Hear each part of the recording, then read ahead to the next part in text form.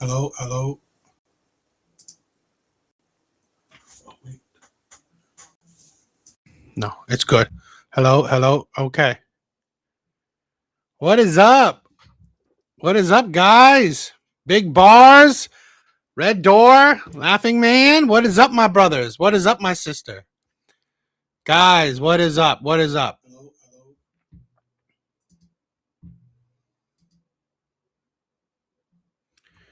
hello. Thank you guys for being here.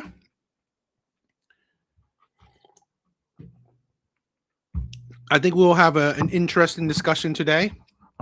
Okay, I think we'll have an interesting discussion today. So before we continue, before we start, I want to say this. Okay, I believe in the tenets of America. Yeah, I was muted. I just noticed it. I believe in the tenets of America, right? The freedom of religion. I'm not creating this. This stream is not about saying that all Muslims are terrible. No, I'm not creating the stream to say that you shouldn't be practicing certain religions. No, no.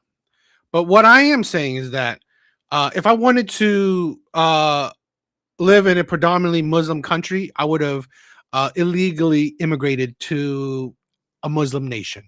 I didn't. Okay, I've said this countless times before.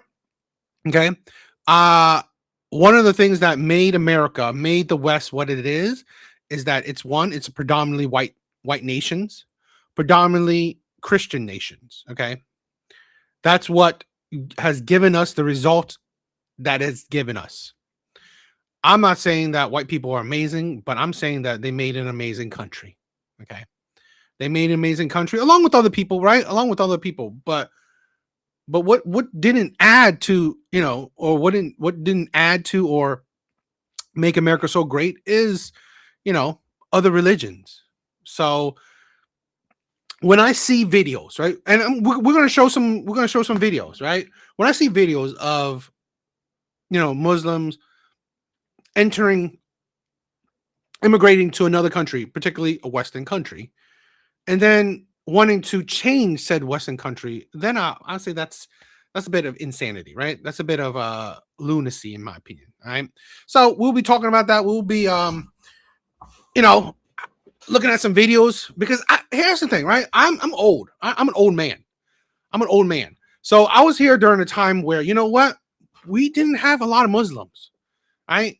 We didn't have a lot of Muslims, and I'm seeing that now. I'm seeing Americans converting to converting to Islam, right? And it's like you do what you want, but I'm just saying it feels like such a unique, unexpected explosion. Because I was thinking of this, right? I was thinking it's funny that if you weren't a good Christian, do you think you'd be a better Muslim? I doubt that, but that's my thing where I just think that it's ridiculous. It makes no sense that a lot of people are converting to Islam.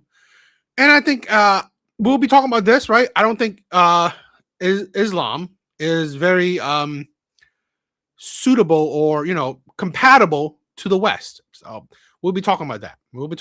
So I have a bunch of videos that I want to check out. Right, I have a bunch of videos I want to check out.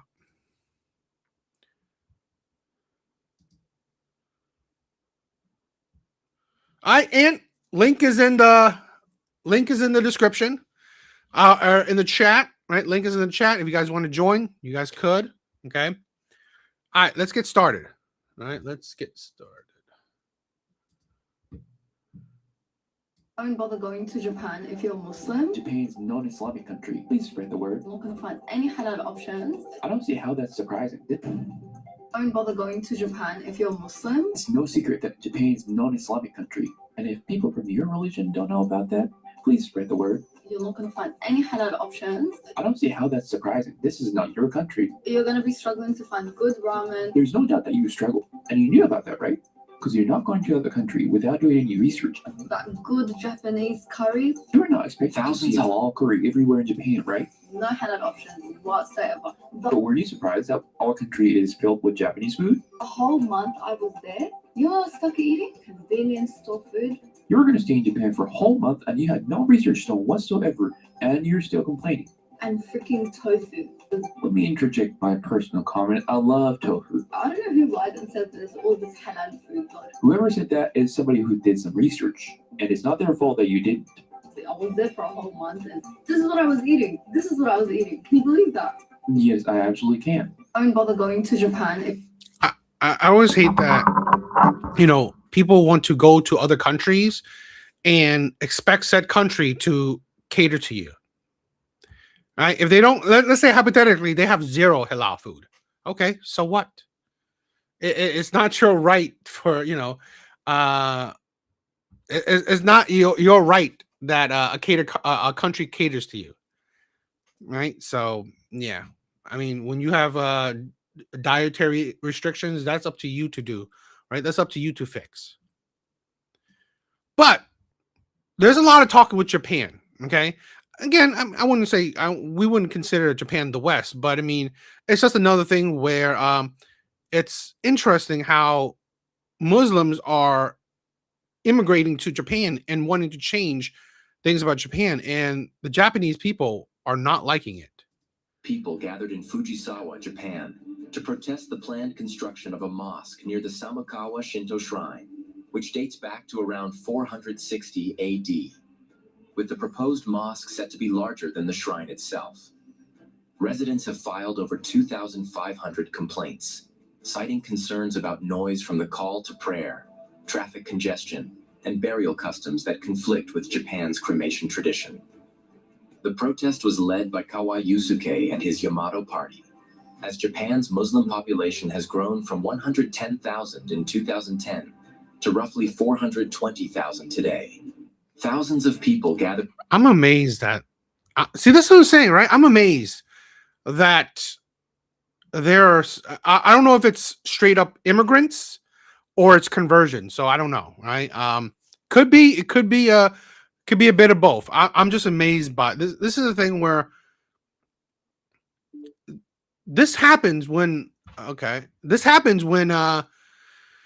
we have low birth rates, right? When we have low birth rates, we are opening our borders, right, for others to join in, right? Others to immigrate, others to just, come into said countries. This is the thing where it's, I'll say this. I think it's, our own fault, right? A lot of it is our own fault where since we have a low birth rate, no surprise that, other countries are jumping in because we allow, new people in, and then they will slowly overcome us. It's like they're using our foolishness against us. Crusader, what is up? What is up?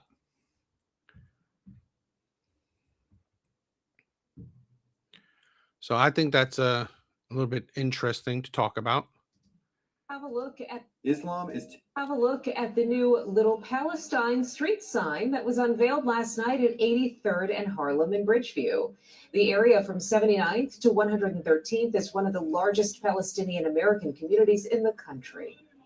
And some of the best food around, in my opinion. Oh, I don't doubt it. Oh, Don't doubt it. Now, I don't mind, like, people, they're doing a little, their own little areas, right? Like, Chinatown, all, little Tokyo, all these things. Okay. I don't mind it. Right. I really don't. Like I said, this is not about hating on Muslims or saying that, you're not allowed in the in the West, or that, you shouldn't practice your religion. It's that I feel, right, it's only a start. Okay. I feel like it's not about, wanting to come to America and embrace being an American and just your culture is part of it, right? I feel like it's, again, a lot of things I heard, it's more about, it's a subterfuge, right? Or it's like something that's, that when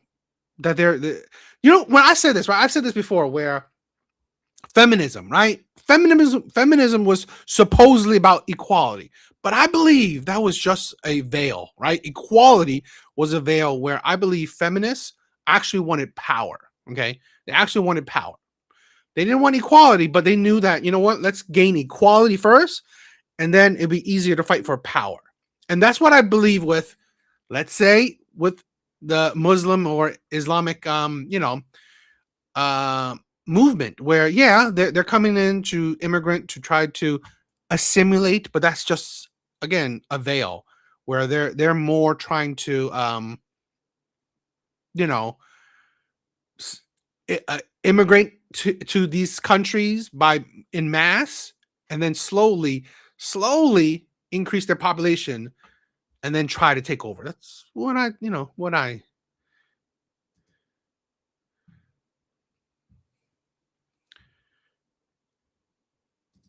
Islam is taking over Europe faster than you think.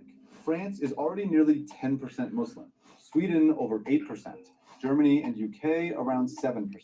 And integration is going absolutely fantastic. In the UK, only 51% of working age Muslims have a job. Across France, Germany, and Sweden, unemployment and welfare rates are triple the native average. Over 50% of young Muslims in Europe say they want Sharia over local law. Crime's a real treat too. Sexual assaults in Sweden up over 1,000% since the 1970s.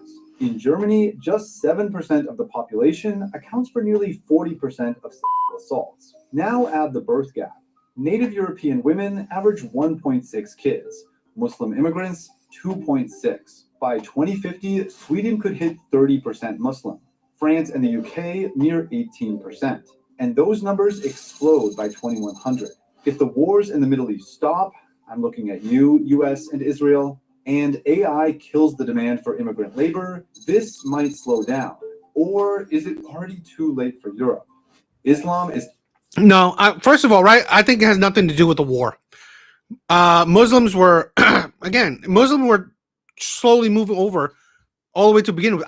Here's my thing, right? I don't believe it's to,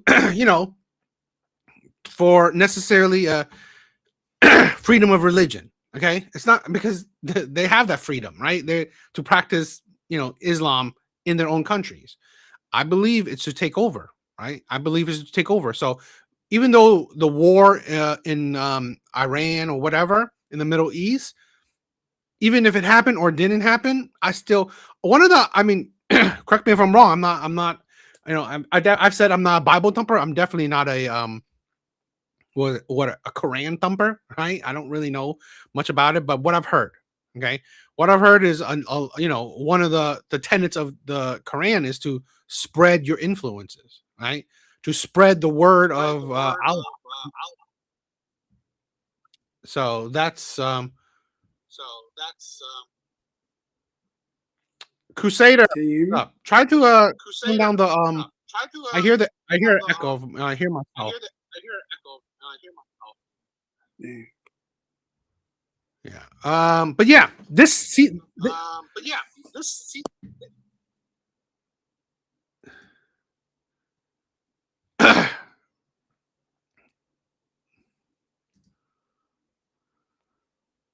yeah, the stats that they were using, right? They were talking about is very scary in my opinion. Okay, it's very scary, and partly it's our fault, right? It's our own countries having a declining birth rate, and then we have other countries, other group of people slowly trying to get in, right? While they don't have a declining birth rate, we do. Yes, we'll definitely be talking about that. Taking over Europe faster than you think. France is already nearly 10% Muslim, Sweden over 8%, Germany and UK around 7%. And integration is going absolutely fantastic. In the UK, only 51% of... Only about a little over half of Muslims are working. So literally, you have a population that has immigrated into your country, and they're not even doing any work. They're not even contributing to your to the country. About 49% of Muslim population isn't even contributing to your infrastructure, to your society. And we need them. Why? I've lived in the UK, right? My ex, lives in the UK, and I've heard plenty of horror stories and how they he will be saying, right? It's the crime rate. Okay, is the degeneracy. Right? So what's the point? What's the desire to have these immigrants in our countries when they can't even they don't assimilate, right? They're not assimilating, so they're not becoming, they're not becoming like Americans or British. No, they're strictly sticking to their very individual or their Muslim or Islamic views or culture. They're not assimilating, and they're not adding anything to your nation. They're just being a drain, and they're being a danger. Working age Muslims have a job. Across France, Germany, and Sweden, unemployment and welfare rates are triple the native average. Over 50% of young Muslims in Europe. And they're draining, right? It's not like they're just not adding to your system, adding to your nation. They're also draining your nation. And this is the thing. Our weakness, right? Our weakness is our kindness. That's the problem. That's one of the things why I would even care, why I even would promote Trump, right? Because he's not trying to promote our weakness. The problem you see with affecting the UK is they're using their weakness against them. They want Sharia over local law. And that's a Sharia over local law. Hey, they want something that's back from their original country into a new country. Why didn't you not stay in your original country then? Why? Because the point of their immigration isn't for a better life. No, it's to spread their influences, right? Is to spread Islam. That's the point. This is why there's the difference between how other immigrants go about it, how old school immigrants have been, and how other immigrant population or groups have been. They go to America for a better life. These immigrants, right? Muslims, right? They're going to the Western country not for a better life. They're going to Western country to drain Western country, to damage the Western country, to take over the Western countries. A real treat too. Sexual assaults in Sweden up over 1,000% since the 1970s. In Germany, just 7% of the population accounts for nearly 40% of sexual assaults. Now add the birth gap. Native European women average 1.6 kids. Muslim immigrants, 2.6. By 2050, Sweden could hit 30% Muslim. France and the UK near 18%. And those numbers explode by 2100. If the wars in the Middle East stop, I'm looking at you, US and Israel, and AI kills the demand. That's stupid. Like I said, it's the war has nothing to do with it. Oh, well, Laughing Man, that's you? The Crusader? That's you? I didn't know that. Well, yeah, you gotta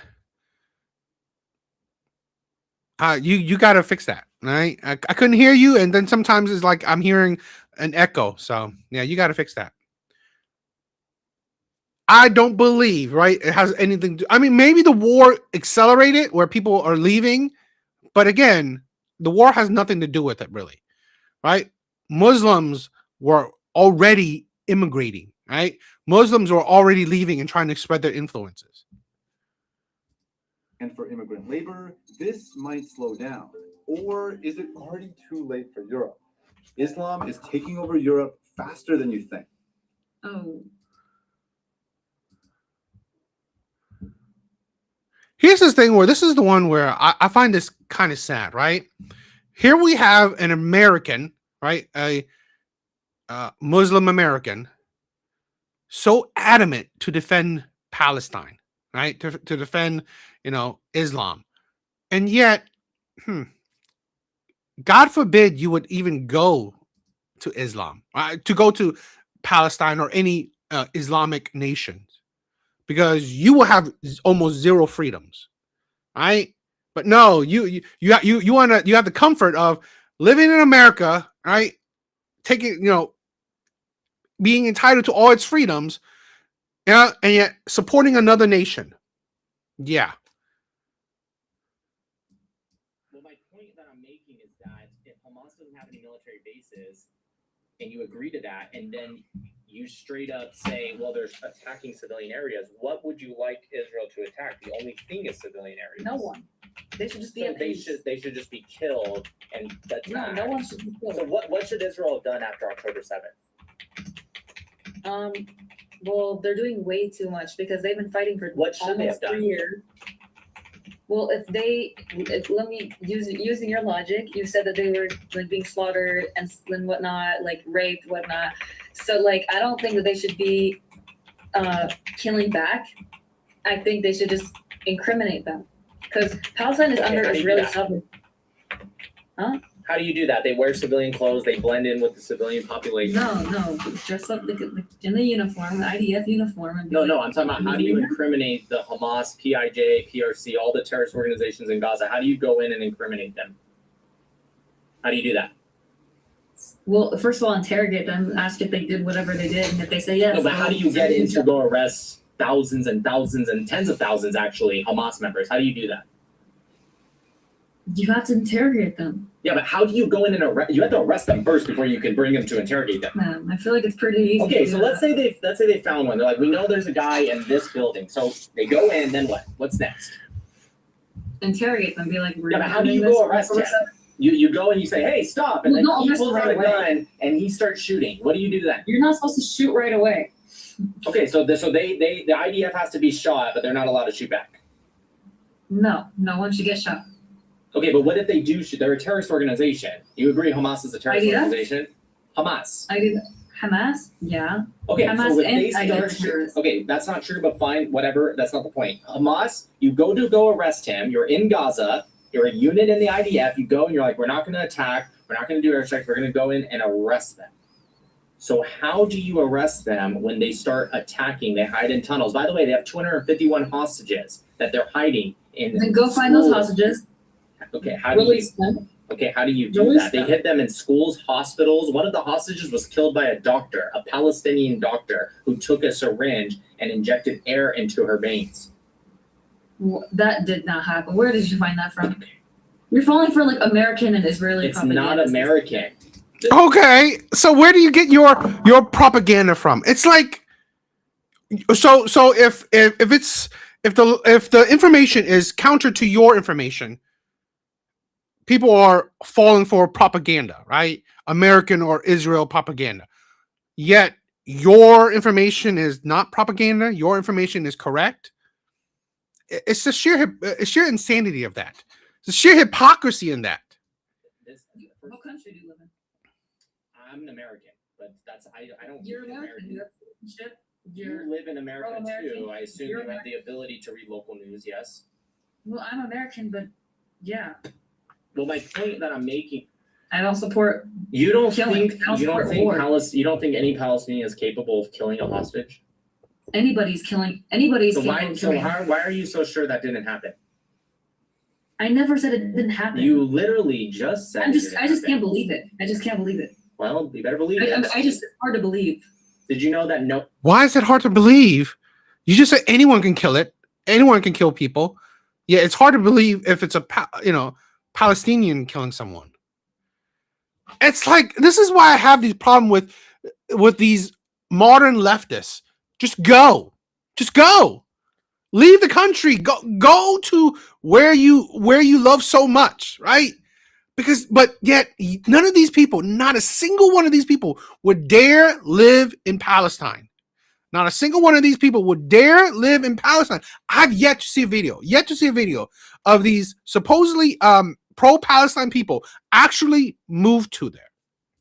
Argamani, not see anyone from the alphabet community, not seen any woman who would have the balls to leave America, comfy America, and go to, let's say, Palestine. Remember that video of that girl that was on the motorcycle crying for her boyfriend as they dragged her away from him? You remember that video? Where is it at? I'm gonna show you this video. You're on like the wrong side of media. Well, first off, it's a video, so unless you're gonna tell me it's just fake, it's insane. Maybe you're not on the right side of media. Do you ever think of that? Because I read pro-Hamas news and pro-Israeli news. You seem I to read not know everything anything. too. I don't think No, you do. If you don't know who everything. Noah, if you do not know who Noah Argamani is, that's I'd say that's pretty insane. I doubt it. I doubt she reads both sides. I probably do, but I want to know what video you're gonna show me. And said, Noah, everything Hold on, it's coming up. We're taking you home. Hold on, it's coming. This. Kidnapped 8 months ago on a motorcycle by Hamas, now rescued by elite Israeli commandos. So you see how she was crying, right? Here's her picture, right? The still of her crying as they drag her away on a motorcycle. You never seen that video? No, I've never seen one. When did So that was on October 7th. That was Palestinians. Those weren't even Hamas, by the way, because Hamas were wearing the green headbands. Those were just normal Palestinians dragging this woman as she cries, reaching out for her boyfriend to save her, and he couldn't do anything. She's really? She was a dual national actually, but yeah, she's Israeli. She's not an I don't IDS. think it should have happened. I believe you that you don't think it should happen, but it did happen. And that woman, when Israel rescued her during an operation, they found her along with 3 other men. Do you know who was holding them? Do you think it was Hamas or normal Palestinian civilians? Palestinian civilians? It was. It was a doctor, an Al Jazeera reporter that were holding these hostages. What do you think should happen to those people? Do you think it's justified to kill And they those should be people? sent to prison. Well, they were killed Or jail. because when they went to go rescue Noah Argamani, the IDF soldiers were surrounded by Palestinians and Hamas shooting at them. And Israel obviously won, and they rescued her, and now she has been reunited with her boyfriend. Well, okay, I'm glad she's reunited with her boyfriend, but she did not deserve to go through that. But she did, because that's who the Palestinian people have been for many, many years. That's who they've been. And no, I don't think it's literally not every like- single. I'm not trying to make Palestine look bad. They are not all like that. There's bad people in every country. There's bad American civilians. There's bad Iraqi civilians. Sure. There's bad Palestinians. There's bad people everywhere. But why would they do that though? Do you support that? Yeah, because Iraqi militia groups use civilian homes. We know this. It was a regular civilian home. It wasn't military soldiers. It was a regular family. Yeah, the Iraqi militia groups literally use these. What are you talking about? They had tunnels. They would No, use. it was. Yes, This they had would. nothing to do with Iraq. It had to do with Iraq, but it did not have to do with the Iraqi military group. Habibti, just there was US way military. more. They were fighting way more than just the Iraqi military. First off, the Iraqi military was trying to help. I don't know where you're getting your information from. Okay, they were trying to help. They were Iraq, fighting not- militias. Yes. America. No, some of them did actually help us. That's incorrect. The militias is who we were Y'all fighting. stole our oil, didn't y'all? Actually, we took 0 oil from Iraq. You stole all our oil. That's why we're a third world country. It used to be a first world country. You're a They're third in world the country US because of Islam. First world country. You're a third world country because of Islam. I mean, you're the reason why my country is suffering. Your country's bombing my country right now and killing civilians. Listen, if you have terrorists that invoke the name of Islam, right, then they deserve to die, and I have no problem bombing them, and I hope we continue to. You have no problem bombing who? The terrorist organizations. But y'all killed everything and that. Y'all killed everyone. Like, First off, that's just not true. But again, Iraq is destroyed because of the United States. Iraq is destroyed Not because of even Islam. Iraq is destroyed because of Islam. Iraq just lowered the Not minimum. because of Islam. No, do not make my religion do that. Iraq, No. Iraq just lowered the age last year of marriage for women to 9 years old. Can you tell me why You they think they picked? support the government in Iraq? And of course not. I'm asking you, why do you think they picked that age? I don't know. That's You a don't think it stupid has age. anything to do with Islam at all? That has nothing to do with Islam. That just has to do with government. So the fact that he consummated the marriage with Aisha at 9, you think that's a big coincidence? Okay, well, it's not. Well, it's just like I hate the blind defending, right? You are blindly defending your religion. I'm sorry, right? I agree. I mean, like, there's bad people and everything. Like, I don't think that Christianity is amazing, right? There's problems with it too. But to blindly defend it, that's where I have a problem with, okay? That's where I have a problem with. Now, I could say that, yeah, if some people use the religion in evil ways, yeah, those people are terrible. Because just like there has been the past where people use Christianity in terrible ways, 100% agree. But let's not lie to ourselves. what he just said is within the religion, right? It's not like you're changing words up. No, that's within the religion. So to not call that out is just say that you're blind. You're blind to your religion. Because she was 9 years old, she was past the age of maturity because she already hit puberty. And Prophet Muhammad, peace be upon him, he believed that. You believe that? You believe she was mature? That if you're past the age of maturity, you've already hit puberty, then you can get married. But Wow. And then we have women thinking that they could call out pedos. I think they're pedos themselves. You were mature at 9? Do you think you were mature at 9 years old? No, but do you think every 9-year-old is mature? Every 9-year-old? No 9-year-old is mature. Never, ever. Do you think I support 9-year-olds getting married? Of course not. That's why I don't. Prophet Muhammad married a 6-year-old and then had sex with her at 9. That's not true because it is. It's Sahih al-Bukhari 513. Her age. Well, first off, it doesn't even mention her age. It doesn't really mention her much at all. But in Sahih al-Bukhari 5133, it's narrated by Aisha herself. She said, "I was 6 years old when the Prophet." Yeah, go ahead, look it up. Look it up. You don't even know it by heart. You don't even know your own religion by heart. Can you say the verse? Hadith. Yeah, it's a hadith. It's Sahih al-Bukhari 5133. Wait on. Sahih al-Bukhari. Yep. Okay, 5133. 5133. Okay. I didn't read it out loud for the class. Okay. That the Prophet married her when she was 6 years old, and he consummated. I'm sorry. It's like I get this is the thing where I'm not the best with words either, so I'm not saying criticizing that, but it's like if I'm listening to somebody else, okay, you can't always. This is the thing where sometimes like you always are such a detractor of someone else's logic when honestly your own religion you don't even know back and forth, right? Because she's the one who's promoting her religion. Don't badmouth my religion, but yet you don't even know every part of your religion, right? And that's the problem I have with people who deem themselves religious. You don't know all the parts of your religion, and yet you can say that for people don't criticize it. You don't even know all of it. So it's like it's to fringe a level of intelligence that honestly you don't have. Okay, when someone else is trying to educate you, you're ignorant and not just taking it in, absorbing it in. That's the thing. Not sure what that means. Yeah, consonant means sex. But why would they do that though? Do you support that?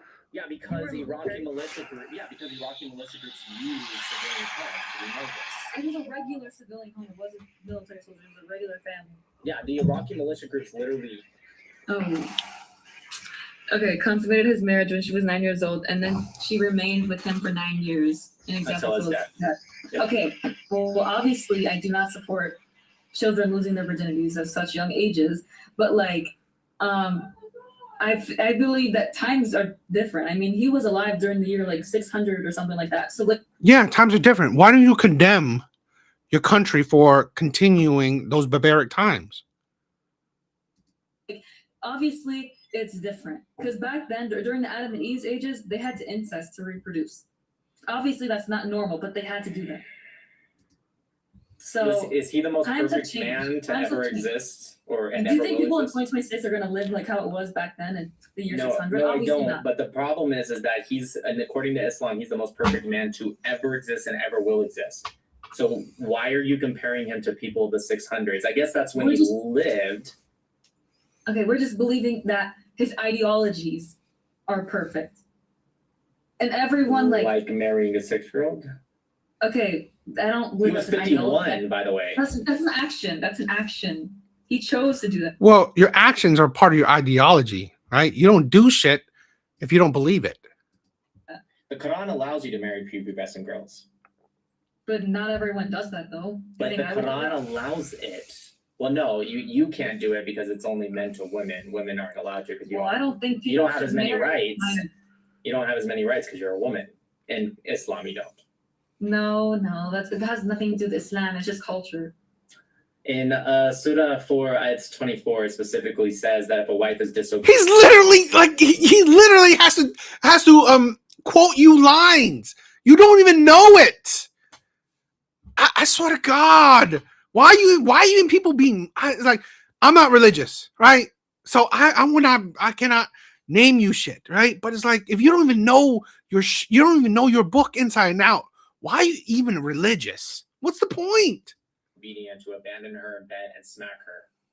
Can a woman smack a Wait, man? let me see that again. Yeah, it's Say it again? Surah, I believe it's 424. Let me see. Surah and what? Surah, yeah, it's You 434. Yeah, I do. No way, you have the Quran. I do. Yeah, because he's trying to have knowledge about it more than you do. I read it Okay, twice. Surah and what? Surah 4. I actually I like this girl. I feel bad for you, but I think you're actually really nice. Why do you 434. feel bad for me? That you barely know your religion. You don't know. I mean, like you don't even know a country that To be honest, I'm assuming you've not been born in. I mean, I'm assuming it, right? But you don't even know a country that you probably barely know of. I think you're a good person, and you don't know that Islam doesn't have the values. I'm just not that I think you 100% have. educated about it. I should educate myself. I want to finish the Quran one day. I'm just not 100% educated. Inshallah. You want to finish the Quran one day. You are Muslim. Here's a man that's not Muslim and has read it twice. Why don't you say you're fucking lazy? Just say that. You are a shitty Muslim when someone who's not Muslim has read the book twice when you couldn't even finish the book. Inshallah. I'm sorry. Anyways, I'm supposed to say it the way you said it last time. Inshallah. Surah 4. Surah 4, ayat 34. Surah 4, ayat 34? Yeah. Okay. Okay, I can't read Arabic. I'm gonna read it in English. Yeah, You have the English Quran? Yeah, mine's in English. I can't read Arabic either. Okay. Men are the caretakers of women. Okay, do you agree with that? Yeah, I do. So do I. So men are the characters of women, as men have been provisioned by Allah over women and tasked with supporting them financially. That's true. Yeah, that's a good thing to say. And righteous women are devoutly obedient and when alone protective of what Allah has entrusted them with. And if you sense ill conduct from your women, advise them first. If they persist, do not share their beds. But if they still persist, then discipline them gently. It doesn't say assault them. What are you reading right now? I'm reading in Surah Nisa 4. Oh. What translation? So that's not what it originally says. In the Arabic, it says strike her. What do you? It doesn't say strike her because it just says discipline her gently. It doesn't say assault her. It doesn't say the gently. That is. It does. It says that right here. No. I believe that internet website says that. I believe. No, because this is Quran.com. They wouldn't lie on this. Right, but it's pretty. Go to the part where it says. Here, let me show you. Well, you have the actual Quran. I can't. Okay.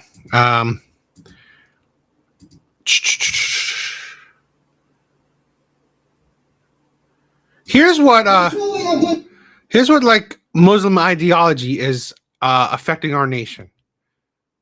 Until we have done everything in our power to bring the United States to its knees, let us not lose sight of the enemy. For every U.S. military base that crumbles, and for every U.S. soldier who returns home in a casket, we cheer.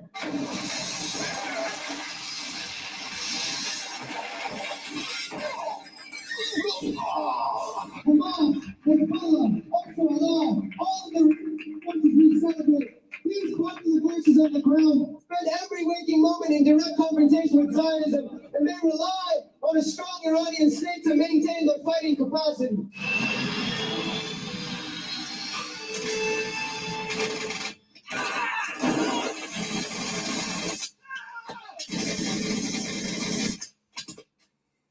Do you hate Americans? May a Hamas rocket blow up your family's home. Terrorize this.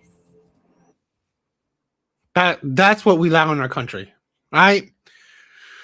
That's what we allow in our country.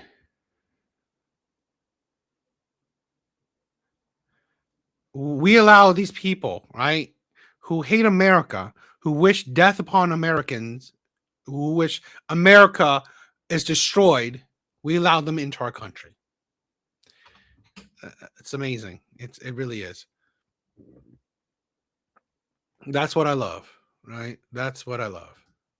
Muslims are not terrorists. That's a stereotype and it's false. I don't think all We're Muslims are not, terrorists. we're not terrorists. I don't If think I all was a Muslims are terrorist, would I be terrorists. alive right now? I don't think all Muslims are terrorists. I never said that. Well, you like hinted it.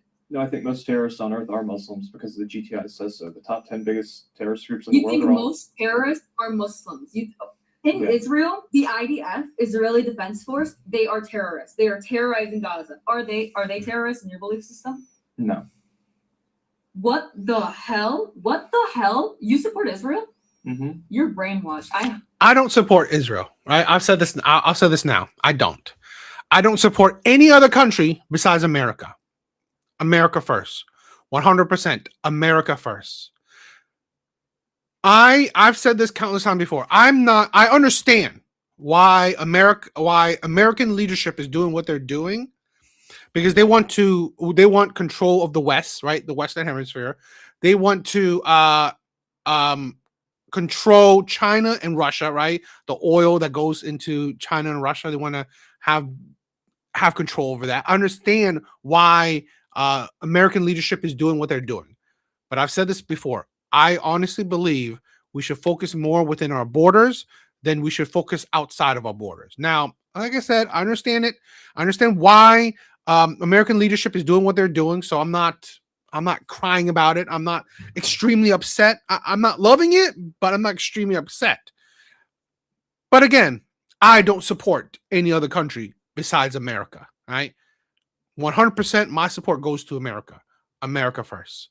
So I would never say I support Israel or, I don't know, Ukraine or any country that America supports, because I believe I believe that's idiotic, right? We should be supporting Americans. We should be supporting America first. Once we are good, once we are actually at the best we could be, then yeah, we could start helping out and thinking about other countries. But before that, I don't give a shit about other countries. Hope, may God give you Well, the moral courage and strength. Let's talk about May it. God give you the moral courage and strength to start supporting Palestine, because what What does are that you mean talking to you? about? What does that Israel mean is to you? committing a genocide against innocent. Okay, let's Israel is talk committing about a it. genocide. Let Let's me finish. talk Let about me it. finish. You can ramble off a bunch of things. So Let's talk about it. why do you support a country that's committing a genocide against I don't innocent believe Palestinians there's a who are desperate genocide. for food and water? You're starting with a proposition that I don't accept. I don't think there's a genocide. I don't think that 70,000 people killed in 3 years You that don't includes combatants. So you're gonna let me finish? You don't think innocent children are being murdered because I don't think they're being. I don't. They just What- want food and water, and the IDF are killing them? You don't believe that's happening right now? Have you not seen the Are you media? gonna let? Are you gonna let me? Are you gonna? The media. So you just like literally in her other video with the other guy, she's talking about Israel and American propaganda, and here you are saying, didn't you not see the media? So the things that you watch isn't propaganda, right? The things that you watch isn't fake. This is the part of the insanity. I've said this before. I don't care what side you are, a Democrat, a Republican, right, left, whatever. I've said this before. Never, right? Never just blindly follow what I say, blindly follow what anyone else say, right? Do not blindly follow what other people say. Question it, right? Question it. Do your own research. I have some detractors who don't believe I do it, but a lot of things I look at or I hear, right? A lot of times I try to do the research, because, and not all the time, sometimes I fail at it, right? Sometimes I fail at it, but a lot of times I've just blindly listened to what someone says. I regurgitate it and then just found out that it's not true at all. So I try my best to, if I hear something or if whatever, I try my best to look it up, right? I try my best to look it up myself and see the information, see the context around it, right? So I have a better grasp of what I'm saying. Yeah, I mean, I don't care for. I'm not a religious person, right? I'm not a religious person, so I don't really. I I said, like I said, right, like I said this before, right? I'm not a religious person, but I rather America be predominantly Christian than be anything else. Let me address it. Are you Israeli? Is that why you're defending them? No, I'm American and I'm not Jewish. I'm a Christian. I already told That's you. why you defend them. You're American. The stereotypical Americans defend This is why I say these people aren't Americans. Get the fuck out of my country. Israel. Yeah, You're because probably a Trump we're against Islamic terrorism. That's why we who's defend worse? Israel. Who's we? Americans are against Islamic terrorism. I'm an American and I'm not against Islamic terrorism because that simply does not exist. Muslims are not. Bro, You're just back because for I'm more. Muslim and I support Palestine, that makes me famous. You said that Islamic terrorism doesn't exist. I'm an American and I am not against Islamic terrorism because that simply does not exist. Islamic terrorism because that simply does not exist. Islamic terrorism because that simply does not exist. Okay, well, You said I that the mean, Holocaust happened during the Roman Empire. Palestine does exist. Palestine- Israel became later because What during the was the Roman land- Empire, the Jews did not where to go because they didn't know where to go because they were hated all over Europe because of the Holocaust. So then the British were like, hey, During the let's Roman send you guys. Empire, then you left after you told me I was uneducated and ran away. No, You don't know your that's- history. You're that's very, not- very uneducated. I How know are you going to history debate when way you're more than- uneducated? How are you going to debate when you're Hold on, uneducated? During the Roman Empire, the Jews did not where to go because The Jews did not where to go because bro, because I cooked. When I thought, yeah. Bro, because I cooked. During the Roman Empire. Laughing man, what is up? What is up, my brother? What's going on, DA? Can you hear me? I can hear you. Yup. Finally, what's your thoughts? What's your thoughts? A lot. Basically, I want to tell her if she's Sunni or Shia Muslim. I don't know. I don't know what type of Muslim she is. You didn't know that, did you? No, I don't really. I mean, I'm not a religious person, so I don't really dive too deep in the religious aspect of anything. Right? I just watch how people act. That's my thing. You got to know your enemy. I mean, like I understand that too. Right? I understand that too. But I just, for me, it's like, you know, I don't know. I don't care a whole lot about this, them, but I do see that there's the threat, right? I definitely do see that there's a threat. And just point this out, you know when they say that whole free Palestine, right? You know what? I'm not gonna even argue with them. I'm like, you know what? Yeah, free them, but give it back to the Christians because it was a Christian nation before Islam. Really? I did not know that. Because the first Roman, do you know the first Roman emperor to basically to accept Christianity? No. Constantine the Great. Really? He was the first one. I did not know that. Yep. So, yeah, most of the Middle East was Christian, and it got taken over by the Islam, the Sultan. Really? You can look it up. I'm checking it out. Oh, really? That is interesting. So yeah. So Christian Palestine, Christian Libya, Christian Iraq, so forth. So those are all Christian nations. Wow. That is interesting. That is interesting. And I'm not just on the Muslim. I'm also on the Judaism. I don't like it at all. No, yeah, I mean, again, I've said this before. I mean, like, I rather my America be a Christian nation than anything else because it's gotten us where it's gotten us. Yeah, I say they're like two sides of a coin because they're the same thing. The only difference between the Muslims, they kind of believe in their fake Jesus, they have their fake Jesus, like copycat, Mm-hmm. and Judaism don't believe in him at all. They believe that the Holy Mother's adulteress, and Jesus was like a sorcerer. They don't even say his name.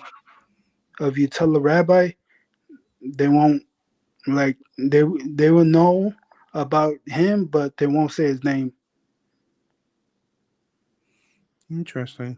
Well, for me, it's like how I view like Judaism, right? Like when it comes to the Jews, at least I don't see them as aggressive, right? When it comes to the religion, as I see Islam, right? I don't see them try to spread their religion in the same way as Judaism, right? As Jews do it. So that's how I see it. Where again, I believe I've said this in the beginning, right? Where I don't mind the to practice your religion, right? It's part of the tenet of America.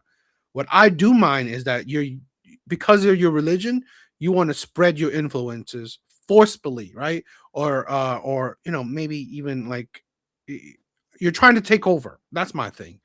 Okay. I'm fine with Jews practicing their religion. I'm fine with Muslims practicing their religion. I'm fine with anyone practicing their religion. I'm not fine if you because of your religion, you're trying to take over a nation, right? And we're seeing that, right? We're seeing that with the UK, just like the one video that showed all those stats. They're trying to take over, and it's just I think it's not a good thing. It definitely is not a good thing. That's why I'm a big supporter of control the immigration. And when you say UK, basically like UK, Australia, Canada, most of Europe. I break it into stages because if you know how Muhammad rose to power, so I break it into 5 stages. So where we're at right now, I say stage 2. It's more like, like we're friends, don't worry, you know, you're being a Islamophobe or whatever. But over there in UK, Canada, I call it like almost complete, like stage 4. They're like almost stage 5. Yeah, because they're taking they take over they're already in government and all of that, so they're not fully taking over the government, but it's almost, so I'm saying, dangerously stage 5. Once that's complete, Sharia law takes over, basically like Iraq. Yeah. So yeah. I definitely agree. I definitely agree that the UK is in the later stage of being taken over. I definitely agree. I just it's a dangerous road, and I hope that us America sees the danger of it and not let that happen. So I hope so. Big bars. What is up, my brother? So with your brother, yeah, Any thoughts for tonight? I just want to say that I agree with everything you're saying. Now this is just me saying this from my studies, and the form of Islam that we have now is not the original form of Islam. First of all, I don't think this Arab Arab Spring form of Islam is not the original form of Islam, first of all. And people are just like brainwashed. You see how that girl really, she actually said in the Roman Empire, uh Yeah. what I can't even remember what she said, but she said basically what happened with Hitler happened in the Roman Empire. It's just like you don't and then it's the arrogance. It's the Yes. arrogance for me. Yes. She was so arrogant. He was sitting there trying to tell her what was going on, and she's so arrogant that she can't even accept the truth. And then she talking about you don't know your history, and she's been wrong about history the whole time. No, I agree, and that's the thing where that's the poisoning I'm seeing, where I think it's affecting our citizens, right? I'm so I don't know. I'm not I don't know. It's like borderline angry or not, where I see our youth being poisoned by this pro-Palestine movement, by this Islamic Muslim conversion movement, and I'm like, honestly, it's just like I said in the beginning, right? A lot of these people, right? I don't know about you, right? I mean, like I'm this age where I see that a lot of particularly like I live in a majority black, black community. And when I grew up, none of these black people were either Christians or whatever. Now I'm seeing a lot of these black people convert to Islam, and I'm like, let me say this, right? You weren't that great Christians, so you converting to Islam is not changing a whole lot, right? So I just feel like it's just slowly changing people for the worse, because they're not making these people better or anything. So I think it's making a lot of them stupid, and these couple clips I was showing you, plus the other ones, it's kind of telling you that. Yes.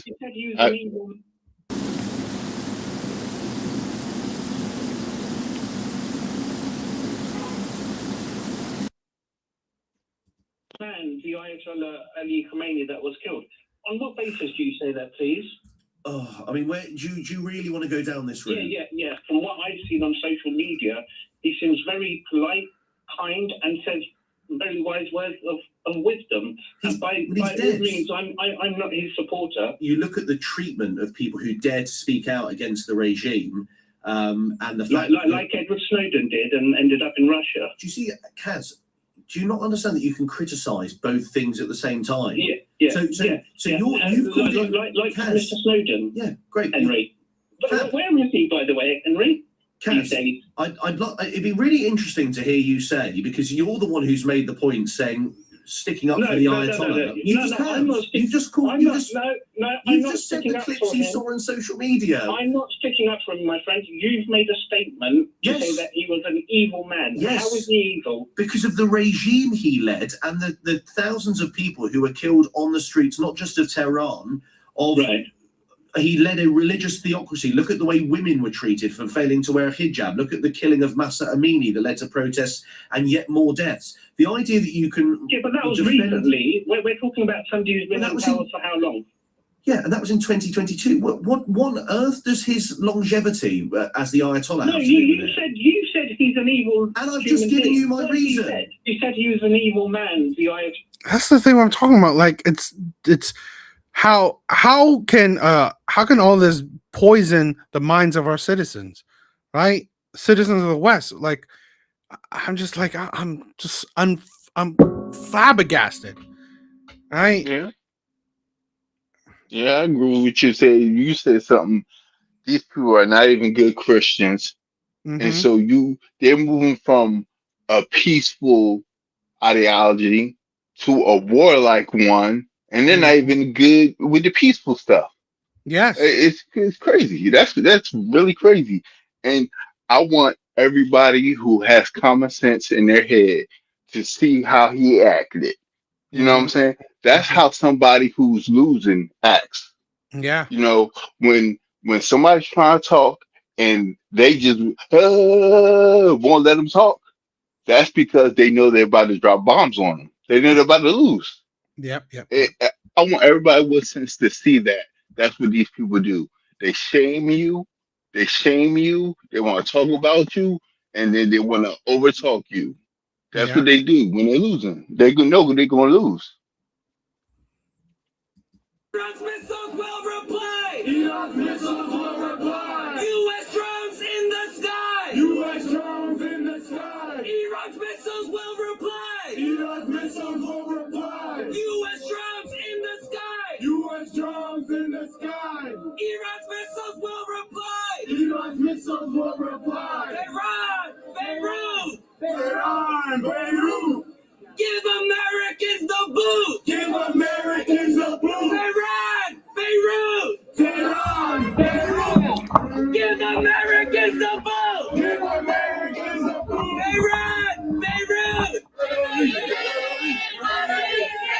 Street, burn the bases. Hands up, every nation. Hands up, every nation. Close the street, burn the bases. Close the street, burn the bases. Hands up, every nation. Hands up, every nation. Close the street, burn the bases. Close the street, burn the bases. Hands up, every nation. Hands up, every nation. From the belly of the beast. From the belly of the beast. From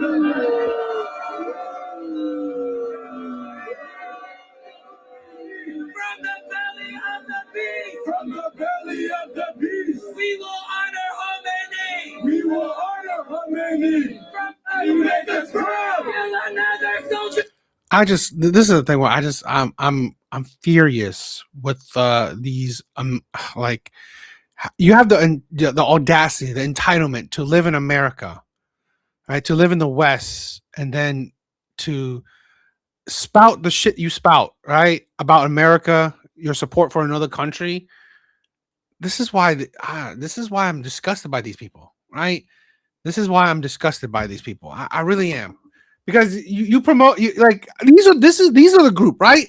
That would call Donald Trump a dictator, yet it's okay that you support a dictator. Literally having a picture of a dictator, right? It's the other hypocrisy I find with these people. It's absolute hypocrisy. It's crazy how you know how that girl said there's no such thing as Islamic terrorism, which is crazy for her to say. Exactly. That's crazy, and that sure looks like terrorism to me. Yes, sure does. I 100% agree. You know, calling bombs to America and to America, it's like, oh, you just this is what I'm saying. It's like we've That's given people too war. many freedoms. Yes, That's war. Telling Americans to get out of America. What? Are you serious? How about you go back? How about you go back where you came from? And see, that's the problem. Like I said, when we went into this PC culture, I knew we was done. I knew we was done because America used to be like these people used to could not come on American streets and talk this whatever this is. Yeah. You know what I'm saying? Because they would have got booted off or locked up and some more stuff. No, 100%. No, 100%. You talked about it before with the whole, participation trophy thing last time. It's like these are the people that, you know what, because we are being weak, and I've said this before. Feminism, right here, right? Because of feminism, because women trying to take control, like making us try to be nice, making us weak. People are taking advantage of our weakness, and I'm sorry, it's women who pretty much made this weakness. Yes. Yep. I mean, but at the same time, you gotta blame men because we allowed it. I do. We allowed it. You know, they couldn't do nothing without us footing the bill. I agree. And we did. We footed we financially and ideology. We supported this crap. Yes. Now we gotta fix it. It's not gonna be no woman to fix it because they don't care because they're benefiting. I feel, I agree. 100%. I agree. Right. This is why I love the men's space, right? Men's content, Redpill, Manosphere, where men are speaking up. Men are trying to talk about it, right? Men are not letting it slide anymore. So I love it. I saw this video and I thought it was interesting, right? I mean, like the silent Muslim takeover of Europe. I thought it was interesting. I think I can say this as an observer and admirer in many ways, not always, but in many ways, of Britain. Yeah. It seems that there was a tipping point, up to a point. The many Muslims, there were 6% of the population now, and growing very, they probably now already control around 25 seats. It's likely to rise to about 45 over the next 10 or 15 years. I can see a scenario where they will literally be able to use democracy to destroy democracy. That's what they're doing. That's what Red Door just said, right? This is what Muslims are doing, right? They're using our weakness. They're using what makes, the West, amazing, our democracy, right? Against us. That's the danger we are facing, okay? Because we're so tolerant, because we're so we open our arms to, other people, they're suffering, all this shit. Right? They're using our kindness, they use our weakness against us, and we will suffer for it. This is why I hope that America will not, fall like how the UK is falling. I'm telling you, it's ugly. Yeah, I don't think so because it's too many pews in America for that. You know what I'm saying? It gets bad enough. It Yeah. gets bad enough. You gonna see the YNs on the corner. You know what I'm I saying? definitely agree. I definitely agree. I mean, like we have. This is what I'm saying. I mean, America does have more strength than the UK. I do agree, but it could be a slow process. That's why. That's why we got to watch out for it. I agree. And this was the strategy. You pass through the democratic processes, a set of arrangements that introduce Sharia law and destroy the basis of common law that lies at the heart. That's what the hijra. That's what the hijra is all about. Immigration. Right. That's what you come to do, not to assimilate or be grateful that you're given a refuge, but in order to invade and then destroy from within. So planned, you're saying? Absolutely. Not just 12 mayors out of the 13 major cities in England, one of them can't even speak English. He has to bring an interpreter. Well, how did he get voted in? In Brighton, I think it was the mayor of Brighton, but Luton and Brighton and Manchester and Birmingham and all these elected mayors and the school boards. And this is the two things they focused on: the school boards and the council. And they have, and you know how they started? Over 20 years ago, I had the joy of sitting with several parliamentarians in England. See, that's the insanity of it, right? A good chunk of their officials are Muslims, and one can't even speak English. That's the insanity of it. I swear, this is what, and we're seeing it today, right? Let that Omar girl.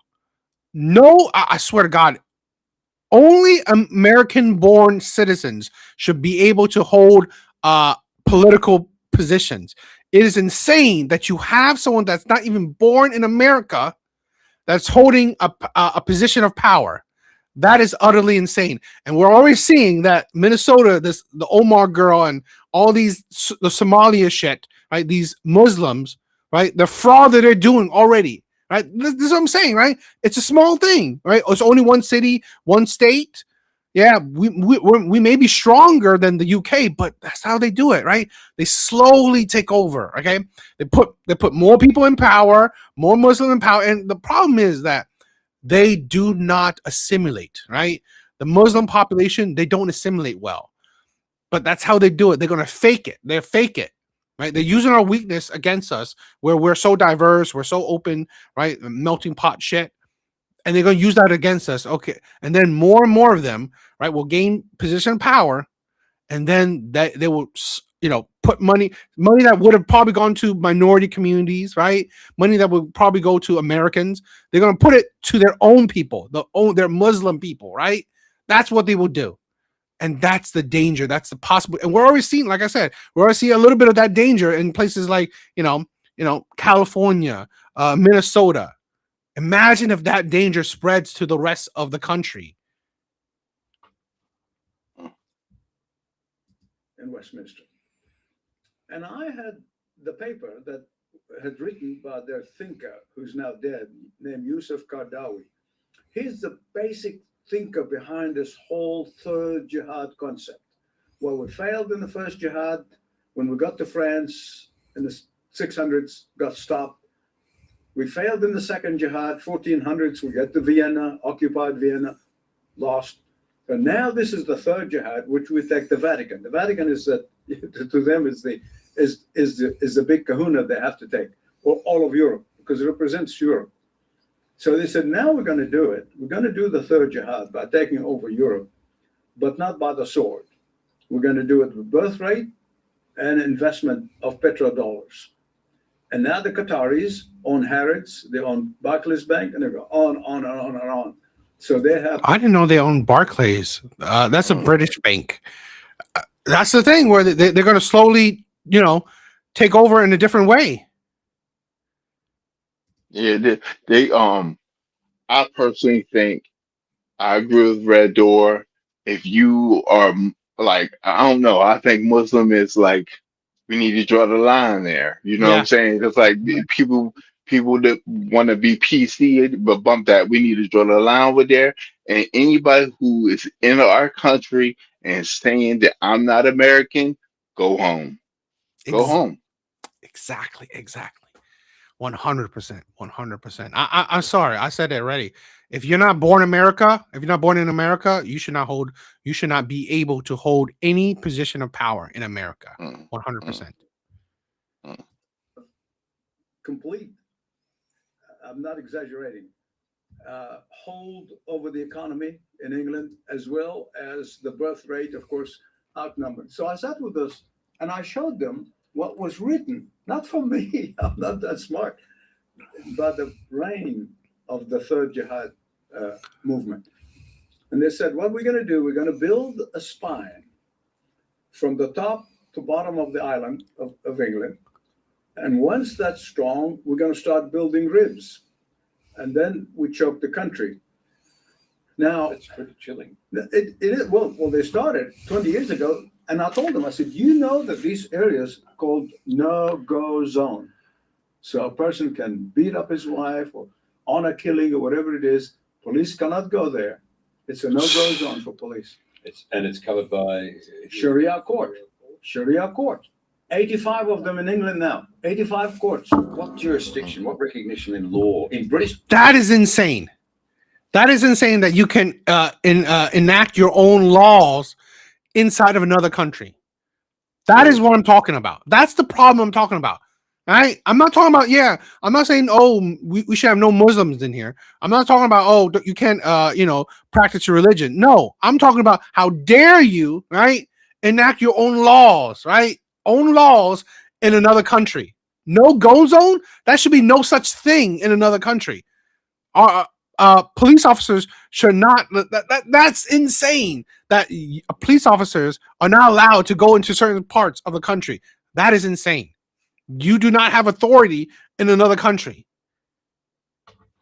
Yeah, we have to watch out for the Trojan horse. That's what's going on right now. And what gets me is that, like, did nobody pay attention? Did nobody pay attention to all these stories we were told?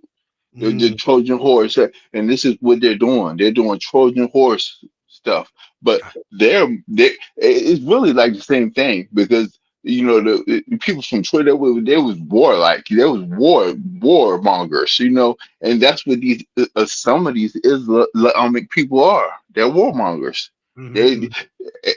But I still don't think. I think it's a different kind of war, and I hope Red Dawn situation. I hope we would prevail, but we gotta watch out for the Trojan horse, man. That's what they doing.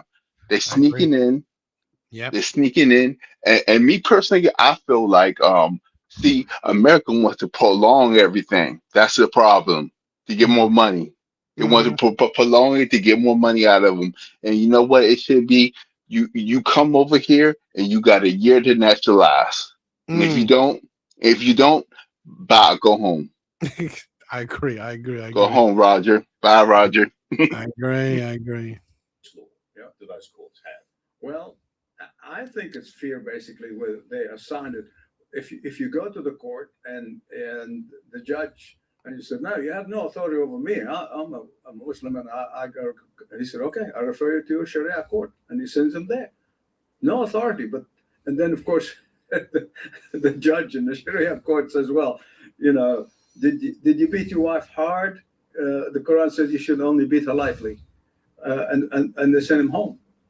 And so this is what's happening all over England. It's beginning to happen in the States. Unfortunately for us anyway, that we're living there now, is that the state governments, like in Texas, where they want to build these cities, 400 acres, where the whole epic city is going to be built, Muslim city, be a no-go zone city.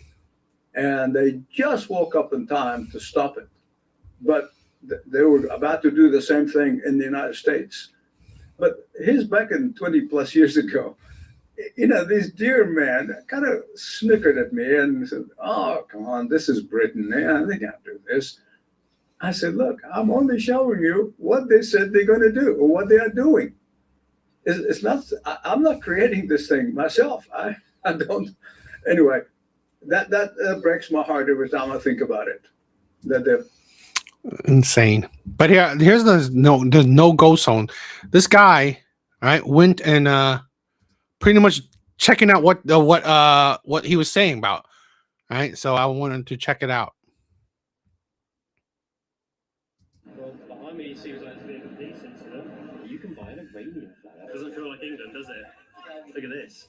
Islamic Sharia Council of London. Yes. Unbelievable, right?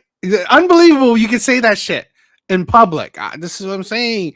The weakness of a country, other countries, other people will take advantage of that shit. That's why, that's why America needs to wake up. I mean, I heard that, right, when the other guy said that in Texas, Muslim groups were trying to build their own city, and they were close to it, right? They were close to making it happen, but suddenly or thankfully, Texas woke up to it and did not allow that happen. But they just, if you just like get slow on the uptake, or you're weak on it, you allow shit to happen, it's gonna F us up. I think I say this all the time. If feminism cared about women, they wouldn't be allowing this stuff to go down. Exactly. If the government really cared about its population, it wouldn't be letting this stuff go down. So it's to the point where we as a people, we had to wake up and be like, hold up, why are these people who went to Yale and Harvard not smart enough to combat this stuff? And we're voting them in. That's the problem, man. Exactly. They're voting these people in, and they're bought and sold from the jump, man. That's what I feel about these people. They bought and sold. Half of these people probably in the pocket of Islamic people. Being honest. No. I agree. I mean, like you think about this, the Minnesota stuff, right? I'm pretty sure they're in the pockets of the Somalis, right? They're in the pockets, right? They're they're wedding each other, right? They're paying each other off with our guess with what? Our taxpayer money. This is why I hate this shit, right? And we can't get our roads fixed. You know what I'm saying?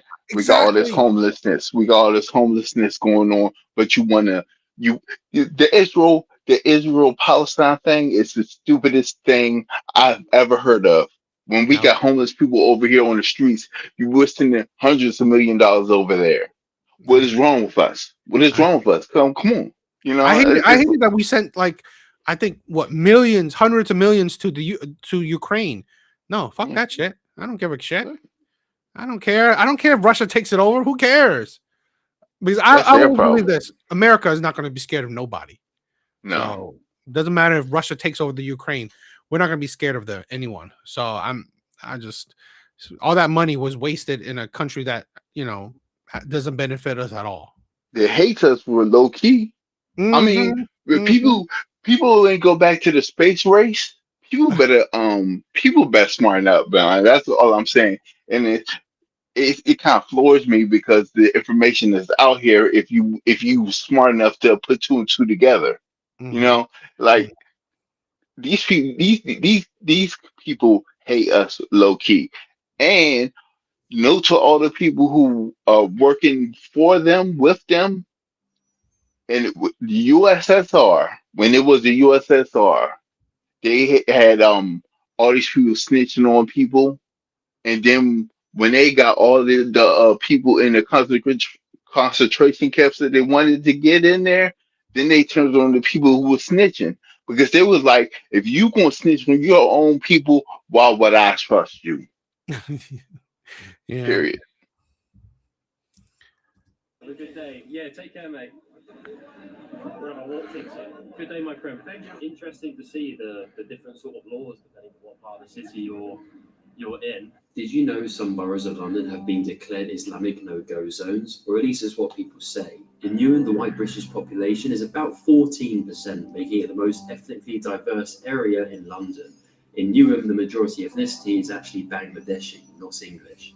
Sharia law councils are even set up across London, although it's not exactly what you think.